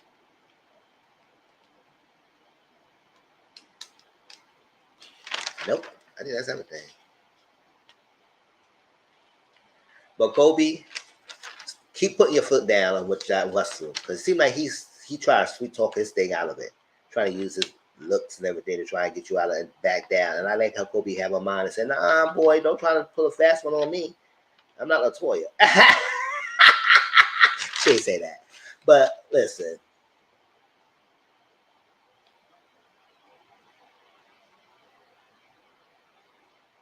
I did forget that Kobe when Russell wanted to plan and a private party for Kobe, and it was a surprise working with Chelsea. And I also didn't like how Anthony came back to Chelsea. I think that's the same girl at the party when she was asking why you so invested. I said, Anthony, and that's a valid question. Why are you so invested and emotionally charged against what Brandon and Christina's going on? You just so hell bent on that freaking relationship. Stay out of it. Other than that, I think that's it. That was the only thing that happened in Detroit. All right, y'all. Let's get off with Detroit. Then we're going to the RHOP drama.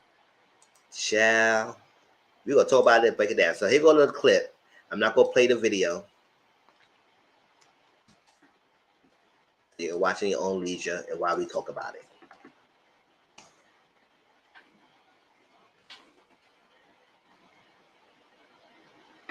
Yes. I'm back. Are we alive here? Okay, y'all. RHOP. Real House of Atonement drama going on. Listen, they was scuffling. They was dumping down in Potomac land. And I'm going to talk about how people made it seem like Candace was at fault and everything. I want y'all to understand and how you see this whole video clearly and still think that she's at fault. But you know, that's going to show you. Y'all don't like her. It is what it is. But be fair. Let's be fair. I'm going to break it down and I'm going to talk about how some things that was funny in the video to me. What something was going on. So, yes, it was put out there by TV Deets. They put some biased information out there and made it seem like Burt Double. Yes, for Sesame Street. Burt Double. That's her name. I'm not saying her real name. Her name is Burt Double. Burt Double won the fight and everything. Kiana, who's supposed to be Wendy's friend of this couple season, went to the hospital and all that other wild stuff. So that's what people make it seem like, oh, Burt Double won and everything. I said, no, just because someone go to the hospital doesn't mean they actually lost a fight. It just means that whatever in the midst of the altercation, they might got cut or something like that. So, what up? I was knowing that character, Brett and Candace, and they still let. Exactly. Still let her around. That's what she going around thinking that she could do whatever she want because she was no consequence of her behavior for last season. So let's break down the video. And also replay game. Y'all come in, y'all let me know how y'all feel because now people right now live. We saw Candace. Mary had a little lamb, little lamb, little lamb. Mary had a little lamb. Mary was, listen, Candace was dancing singing. Mary had a little lamb. Nah, she wasn't singing, but oh well, I'll add that into it. She just said, Mary had a, yeah, she was singing, dancing. That was kind of turned. We saw Burt Double throw a drink in Candace's direction. Now, if you at the club and somebody throw a drink on you and you want to know what the hell happened, you might want to pick up something and say, what the hell, woo-hoo, you about to be ready. So then we see Candace lift the bottle up and over broke her wrist. I said, Candace, that freaking bottle was heavy. Heavy. You got, like, that bottle was heavy. I said, girl, you just lift your wrist so quick. So after that happened, because you didn't hold the bottle like this, you about to throw it, you just said, woof. I said, ooh, that bottle was heavy. It's like that. So we saw Sharice took the bottle away for Candace. And while Ashley was like that. While that happened, I guess some of the drink got up on Kiana as well. So Kiana mushed Burt Double away from her and said, don't do that. Or something like that along the line. She would say, stop it. Don't do that. Something like that. That's where we saw Burt Double threw the glass at Kiana's face. And from there, and we know it was a glass because we heard the glass fell on the ground after it was thrown. And from there, Kiana went red and would Kill Bill on for the Burt Double. She was wailing Burt Double behind, down. Bam, bam, bam, bam, bam, bam. Now, the lady with the red yellow dress with the long streaked hair, she also had touched her to throw the drink.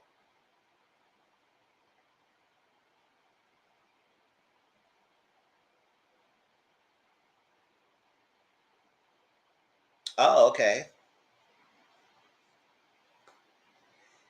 Yeah, it is wailing at her. What happened? The girl with the yellow dress with the long streak hair. She was part of Ash's crew. Everybody thinking that was Sydney. Her name's Sydney. Everybody thought that was Giselle, but they're saying no, that's not Giselle. That was somebody else. She pulled Kiana here and put her down, hurt herself in the process. I said, girl, what you doing? That made Kiana fall down and then gave little somewhat Burt Double up ahead. But don't get it twisted, Burt Double. You did not win that fight. You was getting bodied. You was getting bested. Until that freaking Sydney pulled her down. Because you was getting that work. It's like that. That's what happened. And that's the whole breakdown. So we don't know what happened to the scuffling on the floor and everything. You know, yes, Kiana go to the hospital because when the glass was thrown in her face, she got cut. Or maybe when they put her down on the floor, she got cut in the floor, whatever it was.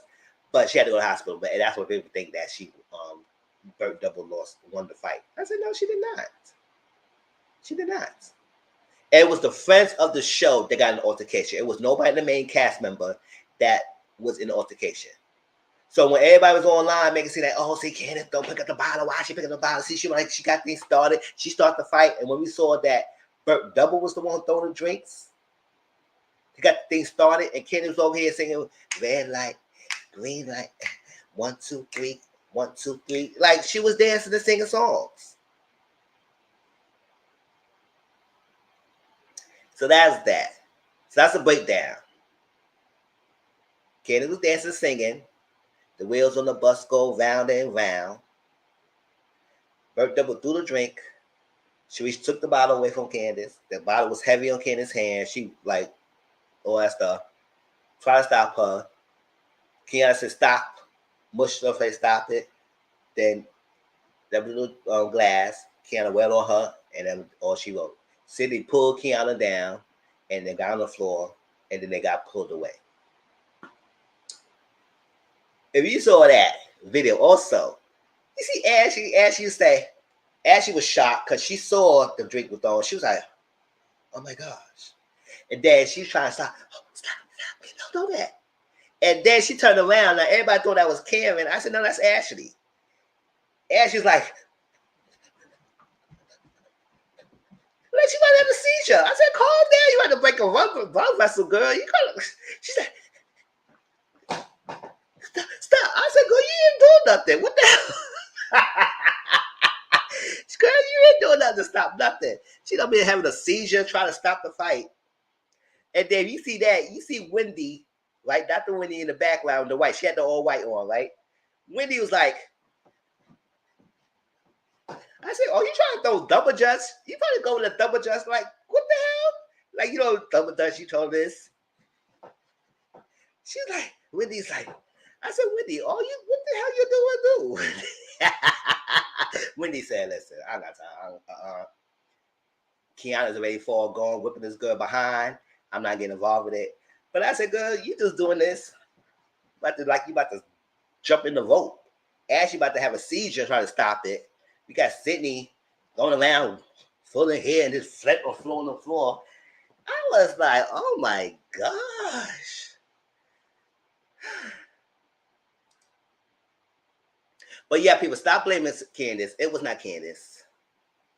Now, I don't know what the woman saying that Candace was screaming at Mia. They didn't have no conversation. They had a conversation close in the end, I guess, talking about what happened. Candace was calm. Mia was talking to Candace. I don't know what was going on. Mia did talk to freaking Burt Double. I don't know what Mia was saying.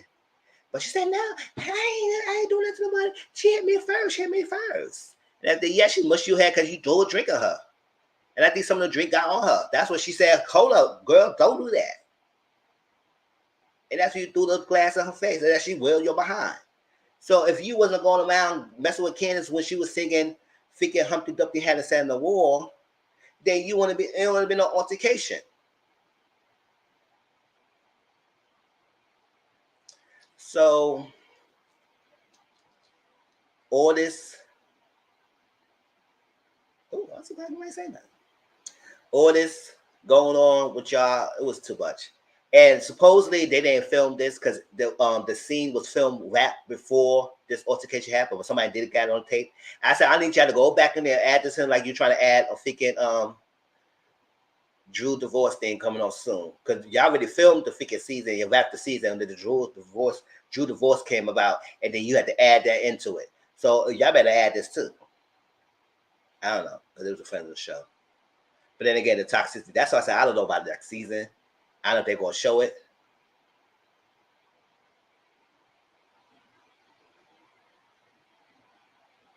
Oh, that's what Mia said. Oh, okay. They get on they film afterwards. Yeah, because I saw some cameras on it filming Candace and Mia talking. So I said, whether before the fight altercation or after the altercation. Because there was cameras there. So if they didn't get the altercation itself, I know somebody got the camera footage.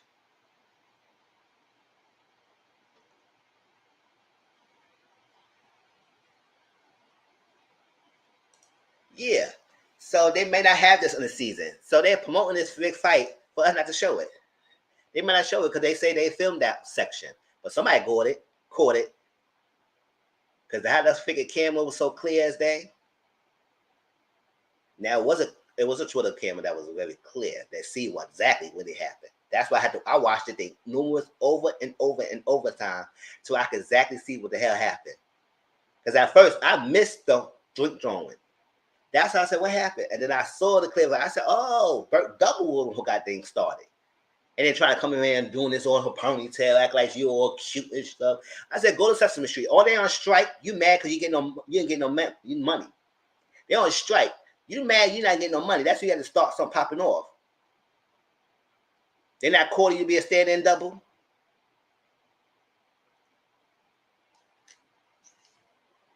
She mad she ain't getting no income, so she had to start something.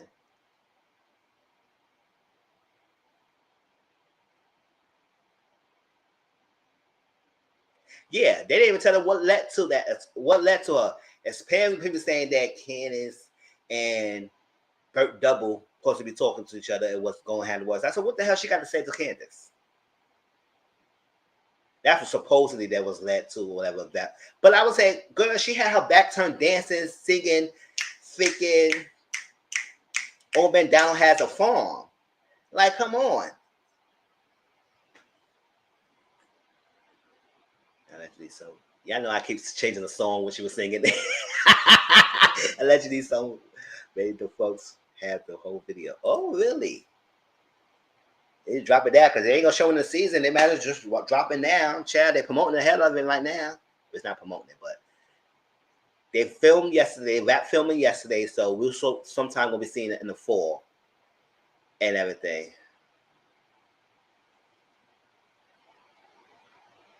Cameras went on her all season and gave her was after cameras went down.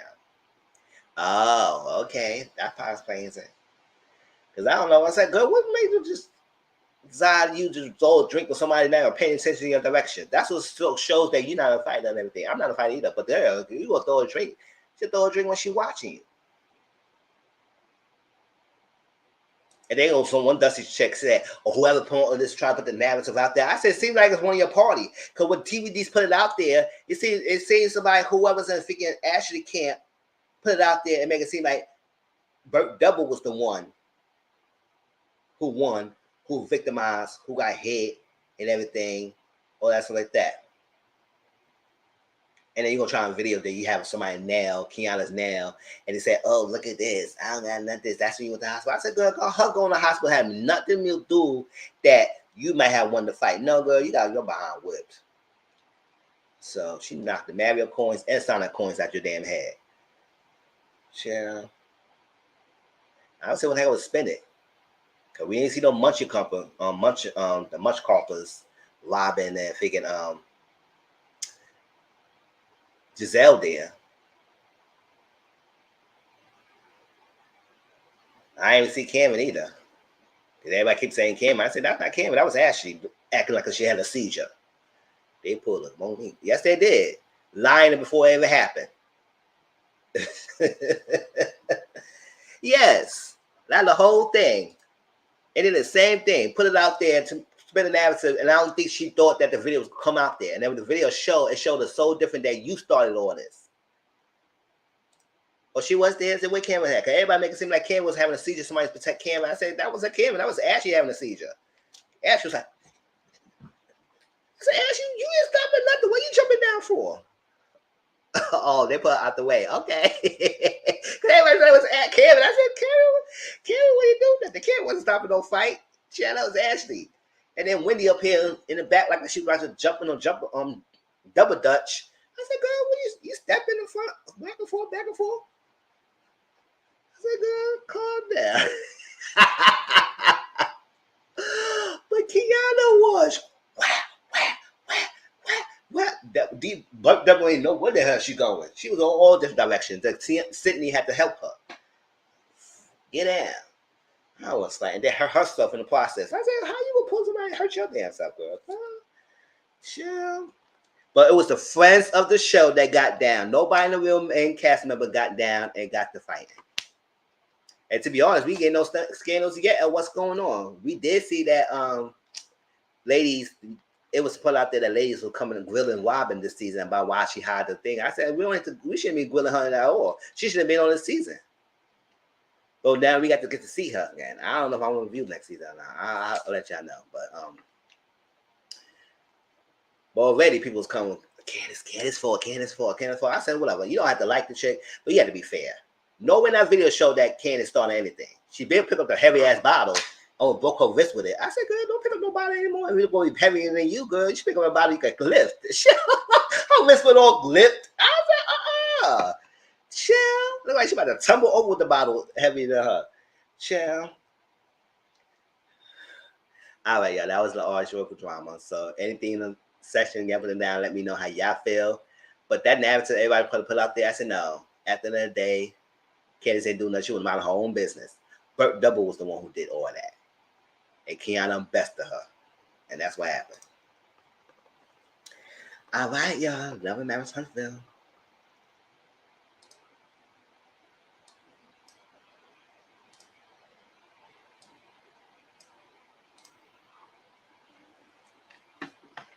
We almost done. Love and Marriage Huntsville was the last topic in the Midseason trailer. And then we get out of here.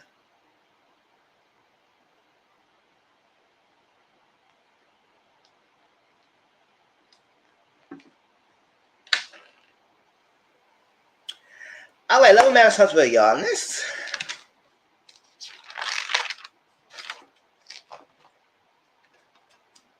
Storm is still pissed, rightfully so, because how Marcel came to her.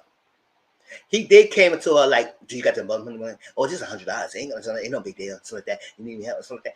He tried to play it off like he was coming up there trying to help her. No, you didn't. You went out there and trashed her for not having $100. For real. Ooh, Huntsville shows folks just have no morals anymore. They don't. Ask $100. How you gonna ask her $100 on a day of the event when you did not tell her? And I'm mad I have to agree with Stormy too, because I don't even rock with Stormy like that either. And could Stormy have to do too much? Yes. But at this moment, I feel like she justified everything how she acted. And she react how the hell she reacted, and she did let Marcel down. Because at the end of the day, everybody failed to realize, yes, teacher said she was not with it, but she didn't fully stop him either. She said, go ahead, you want to talk to him because I'm not doing it. She said that. So he gave him the green light to go over there to talk. Even though she was not down with that, she said, I'm not cool with that. But you go ahead and do it yourself because I'm not doing with you. You didn't stop him. You said, no, we're not asking Stormy at all. You should have said, no, we're not doing that. But you said, go ahead and ask him if you want to do it. That's what she said. Everybody tried missing that. Tisha didn't say that. Tisha said that. That's when Marcel went over to Stormy, trying to get that money. Stormy read his fulfill, and then brought Tisha over because he couldn't win this argument. Tisha sitting there. Tisha should have handled this. And not sent her husband over there either. And sitting there talking, and then she read that. She said, don't come to me, mom, like that. At the end of that, yada, yada. She was letting him down or stuff like that. And I was here for it. Because I said, no, that was tacky. That's not business 101. You were doing this thing on half-ass. You asked in the last minute, and you didn't tell about the book fee. Now, you trying to get a confessional and saying that, oh, well, almost everyone gave their fee, except for one person, and they said, oh, not just one, just one. So, was there a fee, and you did not let Stormy know? Or was there no fee, and everybody just wanted to be so hungry and to get on it, they decided to give you a fee? Because that's not how you do business. You're supposed to let people know up front if they're paying. Especially you was a paying on one, and you didn't get no sponsorships. So that's when you came up that $100 out of thin air to get some money back. You ain't slick. You was not slick. And you think that Tisha told people about the money. No, she didn't. She didn't tell no one.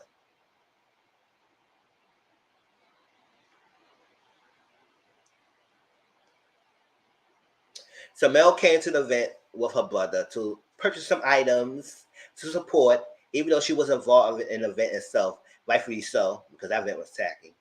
I mean, yeah, it was okay and everything, but some things they was doing, they feel like it was amateur moves, amateur mistakes.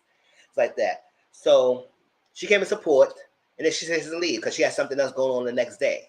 So she came in with her brother, Marcus. Marcus said who's going to be there and everything. Marcus did talk to Figure Martell, and they had a little exchange back and forth. And Marcus said, yeah, I like Marcus. Marcus handled this really well. And he said, what's going on? He said, if we in a better pace and stuff like that, it's going to be good and all stuff like that. And I said, yeah, not on a good page. All the stuff you put her through, and you still put her through by taking her to court, trying to get full custody and all stuff like that, you think everything was good? Boy, bye. Everything is not good. And don't act like you pretending things is good.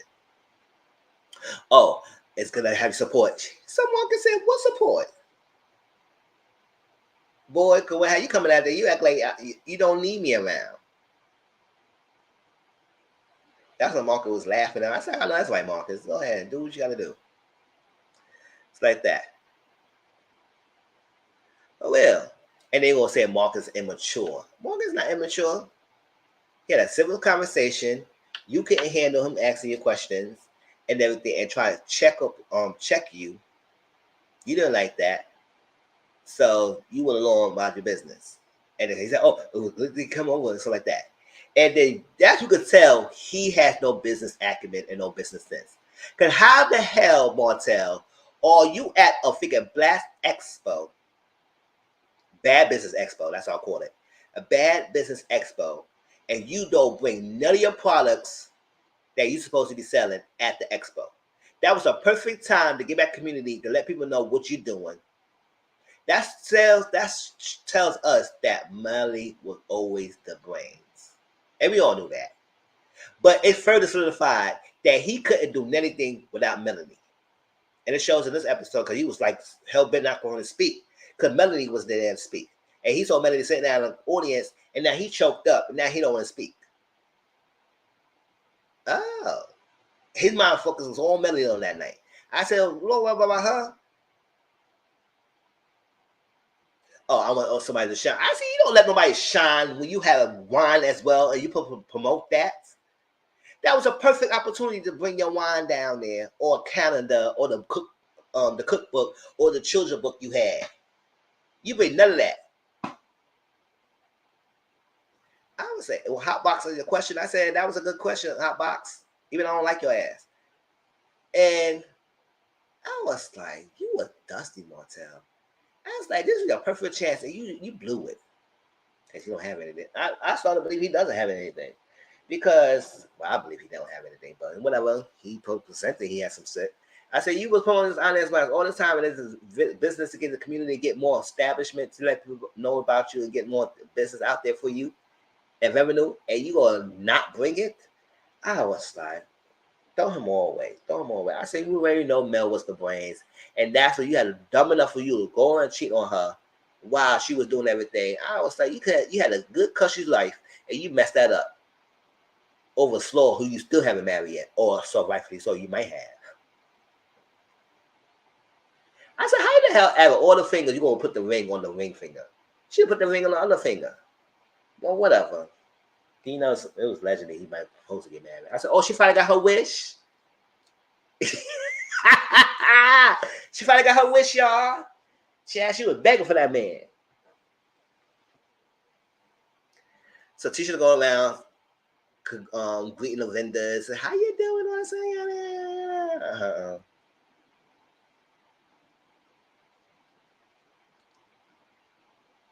I don't know if he got no sock line. He ain't put nothing over there. And now we get stuff about OnlyFans page. I know that's right.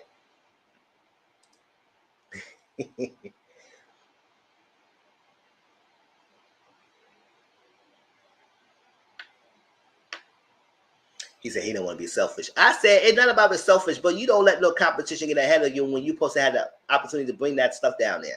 That was dumb. Oh, he said, oh, if you don't have no guard up. I said, you act like you did nothing wrong to have Melanie have a guard up with you. Especially with this recent revenge porn and all the extra stuff. You don't have, whatever.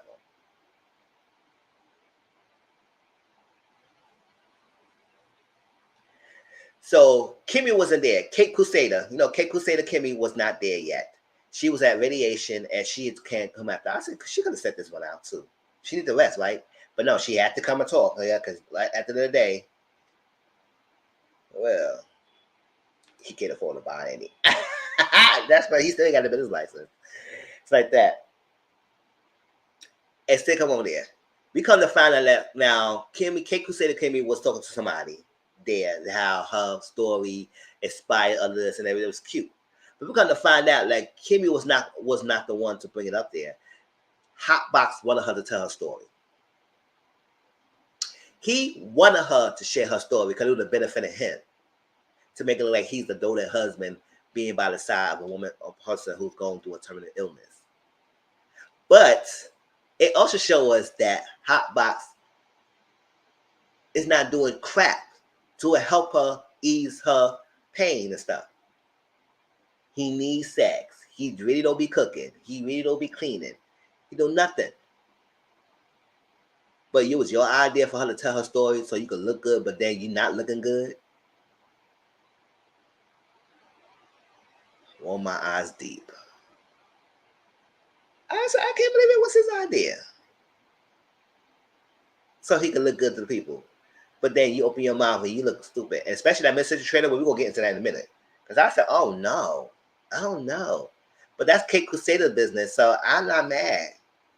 You chose this guy, and he's showing you left and right how he is. The fact that he said your thing is a mental thing and not because it's medical, I was, oh, nah.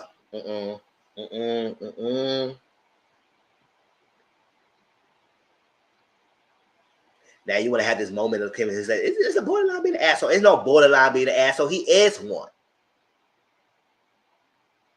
Don't sugarcoat words. Tell it like it is. Kate Crusader, but you love to protect your man. So go ahead. I said you want to air her in order for you not to help her out. I said that's some scrubbish kind of behavior. And then you want to sex her up and do all that stuff like that, and you don't help her out and nothing. But yeah, you want her to share her story, which is a good thing. But you ain't helping. So Montez talked to Mel, and Mel had soft off with Montez and hugged out, and she choked up a little bit because she said at the end of the day, she was talking to him, trying to give him advice, trying to help him out and everything. And it's so good to see him because she said it's been so long, And then he said, it'll be all right. You know how my brother is. So he know how his brother is. So I said, yep. And I'm glad that he did not try to make Melody feel like she was a bad person or she was wrong for doing what she did. He said, yeah, things will be all right. It'll be better. You know how my brother is. And she said, yeah. How you doing? How you good? And she choked up. I said, oh, that's not. I'm glad that she didn't treat him bad because that's just because he's Martell's brother. No. So in the midst of this day, Courtney called Stormy, got her upset, and not upset, but worried about what's going on because apparently the team mislabeled some of the products. Because Stormy said, I ordered enough products and labels for y'all to get this handled correctly to get this big order. And how the hell y'all are short of labels? Apparently they mislabeled some of the labels, some of the bottles. I said, what the hell did that there for? And what the hell was going on? Now they got to figure that out. So she's up here worried about that. But she's bounced back and continuing with us an event. So Stormy told Tiffany, I said, damn, I forgot about Tiffany and Lewis. I forgot about them already. I said, we may see them. Child. She told about her warehouse, and then she told about one more sale coming at her asking for $100. Tiffany said, oh my gosh, really? No, that's not right. So Hotbox asked Martell about Sheree. He said, what the other person? She's like, oh, Sheree? She's in California, and I haven't spoken to her and everything like that. I said, you're not together. And once again, he called Sheree his friend girl. And y'all trying to convince me they was knocking the boots. And nothing wet gonna come down there if you gonna call me a friend girl. Whatever. And that's the case. Stop playing the funk. Stop fucking playing around. Listen, whatever. Call friend girl, all that stuff, but whatever. They do what they gotta do. They looking stupid. And it is what it is.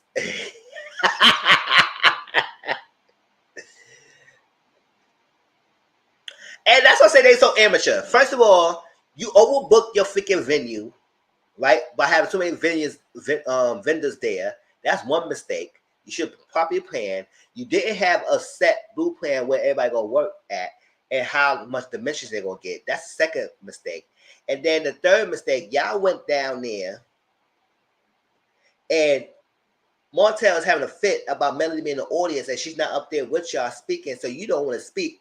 And y'all arguing right behind the freaking projector screen where everybody can see y'all arguing. I was like, what the hell? They said, y'all know y'all see you? They see y'all, right? And after you had a whole conversation, then you realize, oh my God, they can see us. Duh. They had a full-blown conversation, and everybody see their silhouette behind the screen. And now I'm sitting here and look like, I said, they don't realize they behind the screen. I said, this is tacky. This is tacky. It was tacky. I was like, oh my gosh.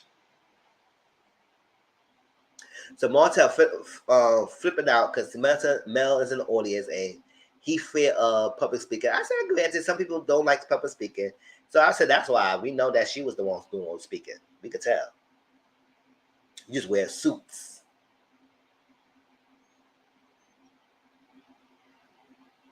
So they end up coming out and everything. And they asked a bunch of questions. After I said, I know they didn't make Martell be no freaking Mike Evan boy going around giving people mics so they ask a question. So one of the person I see that girl Carson asked a question. I said, oh, they just love having Carson around, huh? That's that. And then we had this guy asked about Capital. What's the name? The VC. Here go Marceau. Marceau didn't know he didn't know the question. He didn't know the answer. I said, listen, now I forgot to say that they asked Tiffany when she gonna speak, right? And Tiffany said, speak where? What are you talking about? Nobody told me anything about this. Y'all told me the last minute about this. I'm not speaking. It's like that. But Tiffany knew that answer to that question that the guy asked, the VC. Here go Marceau. He said, ACB. They ask you a question, right? That's a question you want. Okay, yeah. EGH. PB. QOS. ABC. I said, what the hell are you talking about? What is you saying? He mumbled that whole freaking answer. He didn't know what the he was saying. I said, you should let Tiffany ask the question. She knew the answer.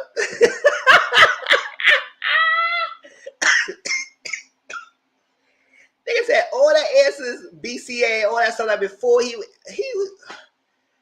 looked a whole hot mess. But yet, he supposed to act like he's this business acumen person. Hell to the no.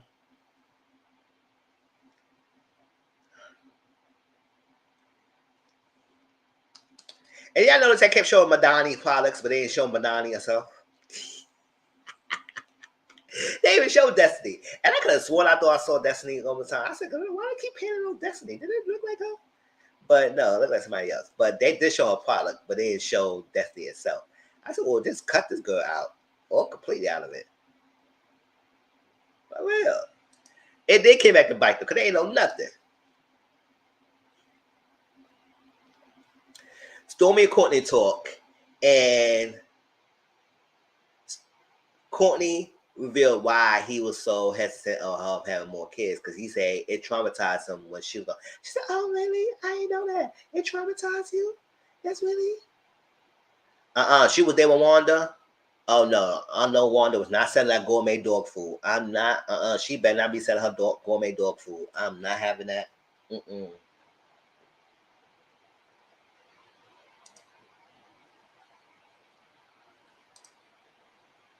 Oh, child.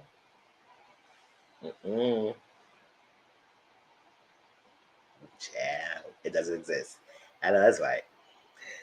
So he said he realized that she lost. She said, oh my God, I lost all my blood. I said, you didn't know what the hell happened to your birth? Maybe she said she was knocked out. Maybe she didn't recognize that. She said that's what he's going to say. But he's open for surrogacy now. And I said, good, because I was like, before you was aggravating me, Courtney. I said, what the hell? You don't want no kids at all?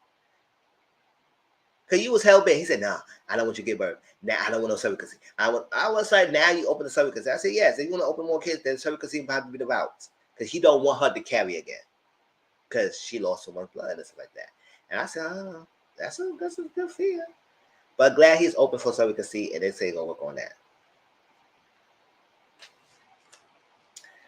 Oh, here goes this last scene with Tisha, Cape Crusader. Oh, Teletubby, Cape Crusader, Tiffany, and Stormy. She almost left. She did. And they act like she didn't know that. She said, oh my gosh, really? It was like that? I said, girl, you didn't realize you almost lost your life giving birth? Chill. I don't know how much of the locked up drug you had, girl, because you didn't know none of that.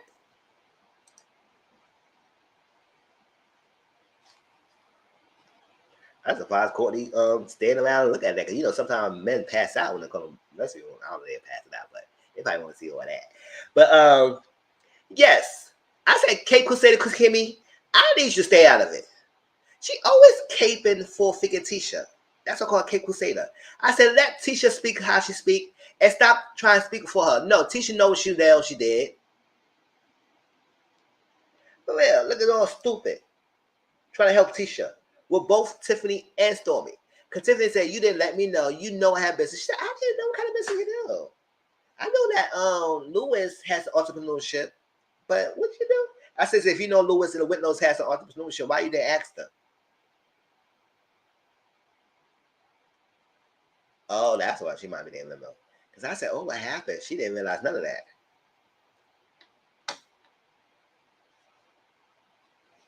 But girl, don't downplay how he feels scared. So girl, go with that circus heel out. So yeah, Kate said he was doing the most. I said, shut up, Kimmy. You was not there. You didn't know what happened. So sit there and just let everybody play out. Because I was Kimmy, I said, listen, I'm the big C patient right now. I'm gonna sit here, eat my food, drink my drink, and let y'all go back and forth. Because I don't got time for them to try and come. I gotta save my energy. And that's if I was Kimmy, that's what I'll be doing. I said, girl, I don't know what the hell you talking about.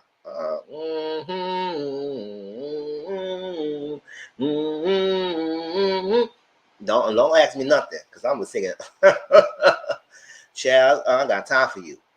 So Tiffany said, "You didn't ask me. You didn't tell me the last minute." He said, "I think it was an oversight. It was an oversight." Girl, whatever. You didn't ask her. You didn't ask Tiffany. Tiffany was there, and that's what it was. She gave you criticism. That's what it is. Oh yeah, they both was like,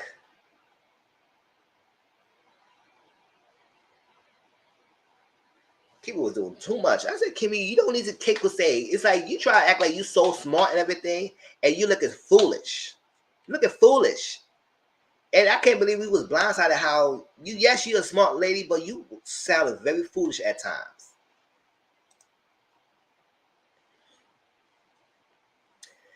So here goes Tisha. After she had with Tiffany, and Tiffany said what she had to say, she came, she said, "Well, I want to talk to you about that. Because I did talk to him on so, and I said he was wrong. But I'm gonna talk to you because I feel like how you reacted was the right reaction. And I like how you respond." I said, "Oh, what you mean?" First of all, you did not see how he approached Stormy, because he approached Stormy like she was condescending, like she was broke bitch, like she had no money. That's how he was coming off, of course. And she had to let him know. And you gonna come here and try and tell her how she respond. I'm not gonna try and tell you how to respond. But it's a business. I said, no, you did try and tell her how to respond, because you don't put a but. When you put a but next to your statement, you negate what you just said. So you don't tell her, I'm not trying to tell you how to respond, but no, you is trying to tell her how to respond, because you low-key try to tell her that she should have behaved a different way in a business setting. Not knowing that she was upset that you can. First of all, everybody wasn't even there yet most of the time. So it was still pretty empty. So she wasn't showing her behind. Everybody was like, oh my God, why is she screaming like that? No. She read your man to filth because he pushed her wrong. And you don't get to tell her how she should respond, rightfully so, for him coming after her wrong. Say, I'm not trying to tell you. No, you did try to tell her, because you just told her in the same breath that she should have behaved differently. And yes, K Stormy went too much and went overboard with some of her responses. Maybe at that table, yes, she could say that. I give you that. But she right in her how she feels. And I'm not going against that. She right how she feels. Did she did overboard? Yes, I feel like she did went overboard. But I feel like she's 100% right to how she felt. Over dramatic or not, she right how she felt. Oh, she said, you wouldn't come to my husband like that. You would never dare to come to my husband. She said, if I would come to your husband like that. I said, first of all, she won't give an opportunity to do that, because she won't do no business how y'all did business. If I was Stormy, I wouldn't do no business with y'all anymore. And anyway, I don't care how much you bag. You need to pay me if I want to do business. Because at the end of the day, she was one of the biggest people there to give notarized of your event. Very successfully. And you didn't pay her. She did kind of her heart to do it for free. So for you to try to chastise Stormy and how she responded and try to check her, no, your man was 100% wrong, and you should stay checking your man. Don't come after me and tell me how I should respond when your man came after me how he came after me. So no, I was on Stormy's side. You know. And you said, I'm looking to the old teacher when it came out. Oh, Teletubby, bring out the Teletubby. Teletubby, bring yourself out. Because she said, I'm at the old teacher when it came out across the table. And Stormy said, do it. Go ahead. Let me see it. Let's see what's up. That's what's up. That's what's up. Yes, that's what's up.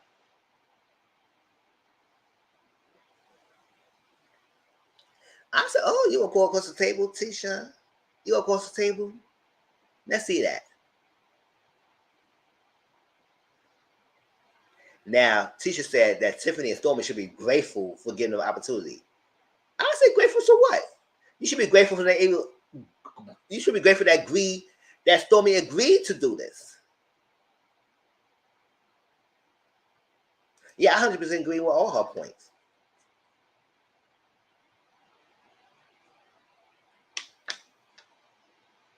You should be lucky that she agreed to do this for you at the last minute when Mel backed out. So yes, she's grateful, but you don't go treat her like any kind of way because how you feel. And your husband does come after people wrong. So you don't get to check me how I respond. Everybody said, no, she ain't trying. No, she did. When she put that button on it, she negated what she said. She did try and tell her how she responded. Because she said it in the same sentence. I was like, oh, girl. Get out my face. All right, let's go to this Midseason trailer. Breakdown. Let me get out of here. Let's go here.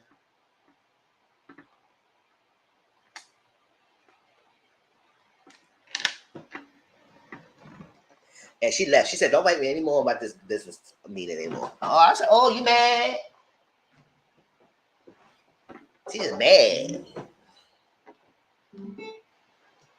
All right, let's get to this breakdown. I said, oh, so y'all said all the best episodes in the second half, right? And we got to wait till September for that.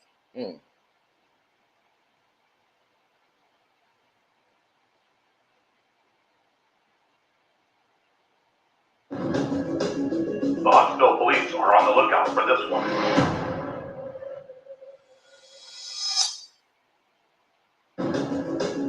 The Huntsville police are on the lookout for this one. So they said the Huntsville police are looking for Kiki. It has a picture of Kiki in the news and everything. Mel was shown that. I think Tiffany showed Mel that news article.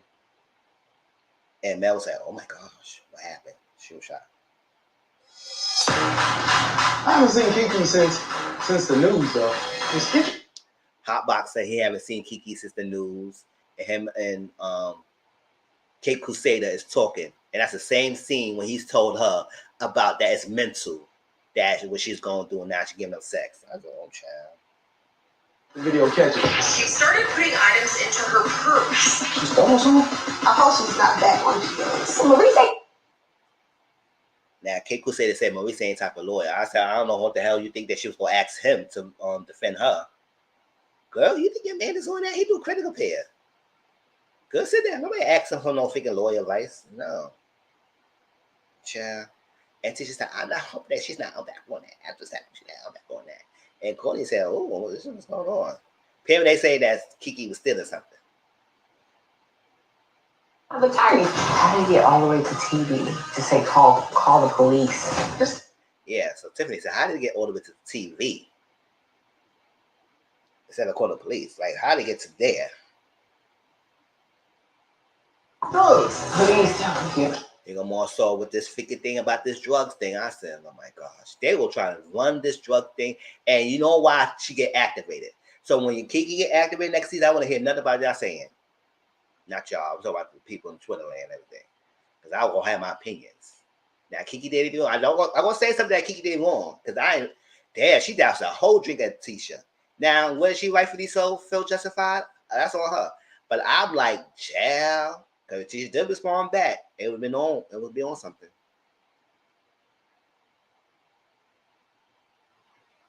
But well. Innocent until proven guilty. I know that's right. Millie said she's not guilty yet. Next she goes innocent will guilty, and we'll see how this goes. Because everybody automatically write her wrong, write her like she was guilty of what happened. They just automatically think that she just relapsed and just did what they said they did at the news article, that news video. Hospital. Kiki said she was in hospital. You know, Kiki said she been going to hospital a lot lately. I don't know what's going on with the drugs, what happened. I don't know what the hell. Because she was taking medication to counteract the drugs that she was using. So maybe it's kind of affecting her health. Intense pain. Aching. I can't help you know. She got achy pain. More. She's lying. Well, I'm sure you're pain. Who you asking to help? She said she's lying. How you know she's lying though? That's what I want to know. How everybody's so convinced that Kiki is lying? Okay. And if she is, we will find out. But I want to know how you know she's lying. Called you and reached out. Tisha was the last person to call me out of it. She said Tisha was the last person to call out of it. I said I could have sworn. I know that. She don't want you around. They're trying to pretend that she move forward. Goodbye.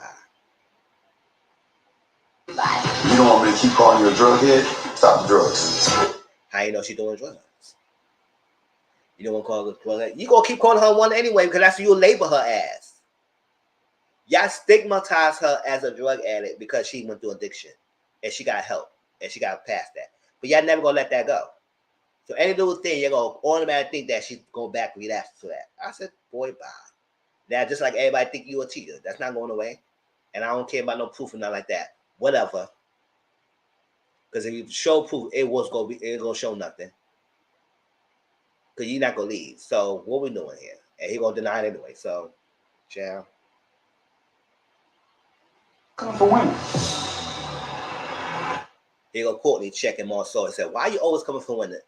And he does. Marceau always coming hard at women.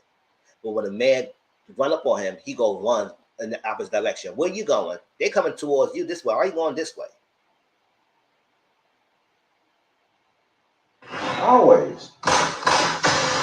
I'm trying to check my wife. But ain't nobody saying nothing about paying no money. Stay in Marceau business or hand business. You're literally selling hair care products for a living. So he trying to downplay Courtney and trying to say, oh, because you sell a hair care product, woman hair care products, you don't have no room to talk to me. I said, no, he has every right to talk to you because he's a man and you're a man and you shouldn't have come to his wife. It was how you did. So I'm glad that Courtney checked you. Now, he might not fight you, but if he get down to it, he probably will step in and get down to it. But at the end of the day, he's checking you. So no, you trying to downplay him because he's selling woman products. First of all, the products that he's selling, they got an estate. You see that freaking house they got? And where you living? You live in an apartment, bouncing apartment. So you don't get to shade me, bitch. Act like I'm Courtney. I like Courtney, y'all. No, I'm talking about business. You know, it's the guy that sells hair products for a living. And they live in an estate. Something that wish you would have. It's so pathetic for these black men to try to belittle and attack black women that they see being successful. Yep. So these men are saying that it's very pathetic that these black men in this show or whoever is belittling the black woman for being successful. And a lot of them does that. But black women do very successfully, these black men get a heart attack. Shoot, we seen it now. Child. DDG, Future, everybody's gonna have a heart attack. Darius, everybody's having a heart attack. Professionals, not actresses, not models, professionals. Because I'm not going to pay you to talk about the t-shirt business. Now he tried to downplay Mel and act like only Mel sells t-shirts. I said Mel has different businesses and doing well successfully. So you saying you're not gonna try to pay no one who just selling t-shirts? First of all, you was not paying no one because that's how cheap you are. So don't try to act like if you was gonna pay, you're not gonna pay someone who just selling t-shirts. I said, boy, bye. They got sweatshirts for sale that say blank across them. A sex therapist. For you to think this is the same scene when he said he haven't seen Kiki, and it's the same outfits, and he go and tell Kate Crusader, Hot Box will tell Kate Crusader that she need to go see a sex therapist. Oh, really?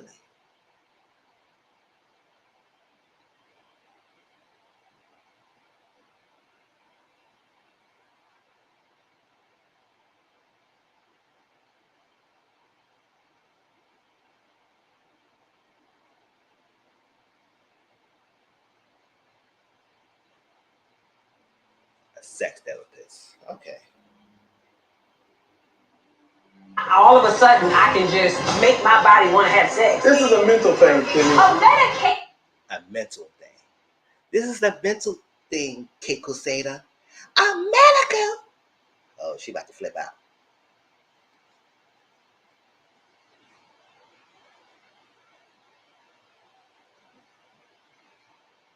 This is the guy. He said what she's going through her body is mental.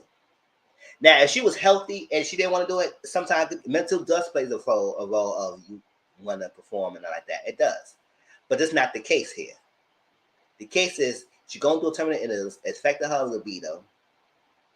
And then she might get taking medication on radiation from a doctor prescribed. and it's affecting more her libido. So it's not a mental thing. So she could just roll over and just have sex with you. That's what you say. But she said, he don't force me. So, girl, whatever. You say he don't force you, so I don't know why you having this argument with her. Made me feel this way. That borders on being an asshole. That's borderline being an asshole. I say ain't no borderline. He is one. But don't try to borderline nothing. He is past the borderline. But go ahead, you wanna sugarcoat it. Don't cry, Mel. My bad. I apologize. Don't cry. Also think he got the effect to make somebody cry. Melanie is fixing her eyelashes, something on her eyelash like this. And he thinks she's crying. Don't cry, man. I said, you trying to be condescending, you trying to be funny. Because you think she's crying over you? And look how she cleared that real quick. She said that. He's crying about you more so nobody. Even Tisha ain't gonna be crying about you when she leave your ass. I know that's right. If she does leave us. I don't know how much of a leader that will be if she does leave us. But I don't think she's gonna leave more so. She's so dusty behind like he is. They deserved each other. She said, I'm not crying for you, and I'm not. Tisha ain't gonna be crying when she leave your dusty behind. I know that's right. Supposed to be having an affair with Marshall. So Kiki talking to Stormy said, you're supposed to have an affair with Marcel, right? And Marcel said, we're not getting to it. The teacher said, we're not getting it. So, she needs to acknowledge it. Him. Her. She doesn't. So you want to be mad, break your ass. I don't. Oh, child. Now, this is what I said. Damn, Kiki. Now, I know Kiki is upset. She activated, which is fine. But dad, y'all. Now, Tisha did came out.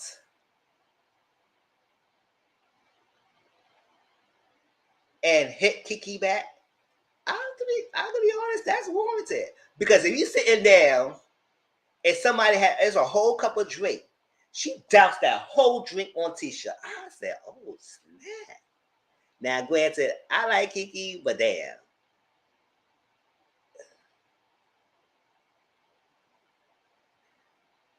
Thank you, boo. I was like, dang. Now I don't care if her telling to me like that, but y'all, if y'all see that clip, she doused that drink. She said, bah! I said, damn. Let's see the old Tisha come out. Let's see her. But Tisha stood there. I said, girl, you don't fight her. So where's the old Tisha came out for? Because that was warranted if you was going to fight her like then and there. Cousin, no cousin. She doused the whole drink. Yeah, she did give her the energy. But I'm going to be fair. If we say that somebody throw a drink on you, you got the right to warm it to defend yourself. I'm going to be fair. Kiki doused that drink on Tisha. So Tisha had the right to come after her. I'm going to be fair. But she didn't do it. For real. I was like, damn. I was like, damn, Kiki. But yes, Kiki aggravated. They got her upset. So she said, you will be mad, bam, bitch. And Tisha said,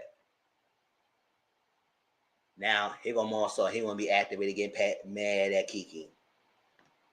How about that? Call the police and drug test. So Marcel called the police and drug test her behind. She don't need no drug test. She don't need no drug test. Somebody get angry, upset with you, they don't need no drug test. Yeah, and they would be thumping. That's all I'm saying. She dropped the drink, Tisha would come, she get popped back, and they just going back and forth. But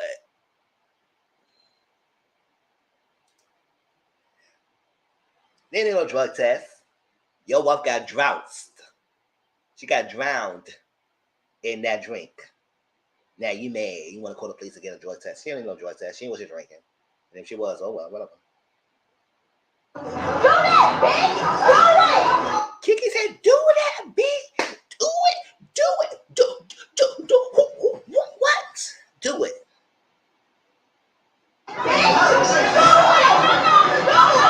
See, this is what happened.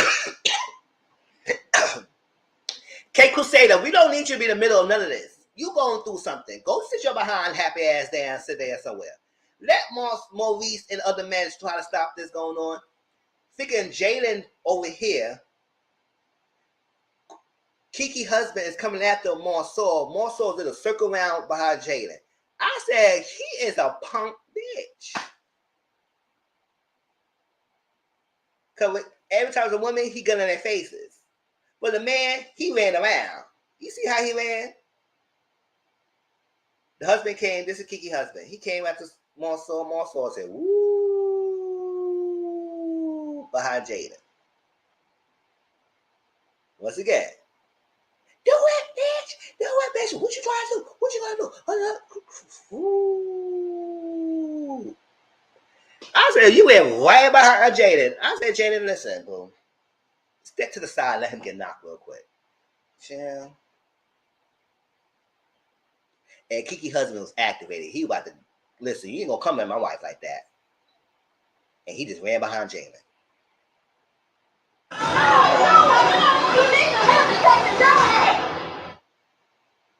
Oh, that's it. That's how it ended. Yeah. Whew, that was a Midseason trailer, y'all. That's it. Y'all gonna wait till all the way to give all these good episodes to September. Now we have to wait till September. Let's give us a break now, though. So we didn't even get no freaking info about DC yet. CK just said it's coming up soon, y'all. So I have the same energy. I said we will have the energy if you show us something. Yeah, because I know I see a lot of pictures of Winter and Ashley is being cool with each other. So I don't know what happened. They probably hashed out their differences, or they just being cool and cordial. But lately, we see a lot of pictures of them together, taking pictures, having a good time. I said, oh, they just have barely hashes, and who else is gonna have beef? Because I feel like Ashley like to beef with Winter, because Winter like to give it back to us. So I feel like Ashley was getting hard on because Winter is giving toe to toe with her. Because she usually don't have no chat people coming back with her. She had people against people. Not Winter who will say, chick, I don't care who you are. We will go toe to toe all day, every day, any day. And I feel like Ashley loved that. But if she ain't beefing with Winter, who the hell she gonna beef with? Oh, maybe Joy. And we know how that ended. Especially when Ashley put her hands on Joy. So we know Ashley was wrong. It might be low key, but I'd be okay, upset with Arena because Arena was not on Ashley's side. I said, oh, child. Or did she check with Joy before she checked with Ashley? After she was upset. So we'll see how that goes, y'all.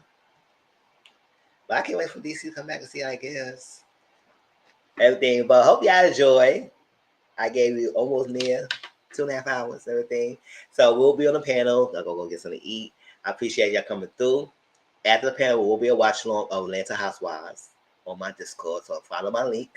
We play game. Appreciate y'all. Yeah, make sure you hit the like button. Yeah, please do hit that like button and let people know about me. That's the only way to get the algorithm over there and let people know I'm here. Have a good time. I enjoy myself. All right, so appreciate y'all. Love y'all. Don't forget tomorrow on Auntie Mama's platform, we will have the review of Atlanta Housewives. And y'all follow me for the rest of the week for watching alongs and stuff like that. Because I think I'm caught up with all the episodes, so I have to do no pre-recorded reviews. So next week, I may not do a live next week. Because I won't probably see my family.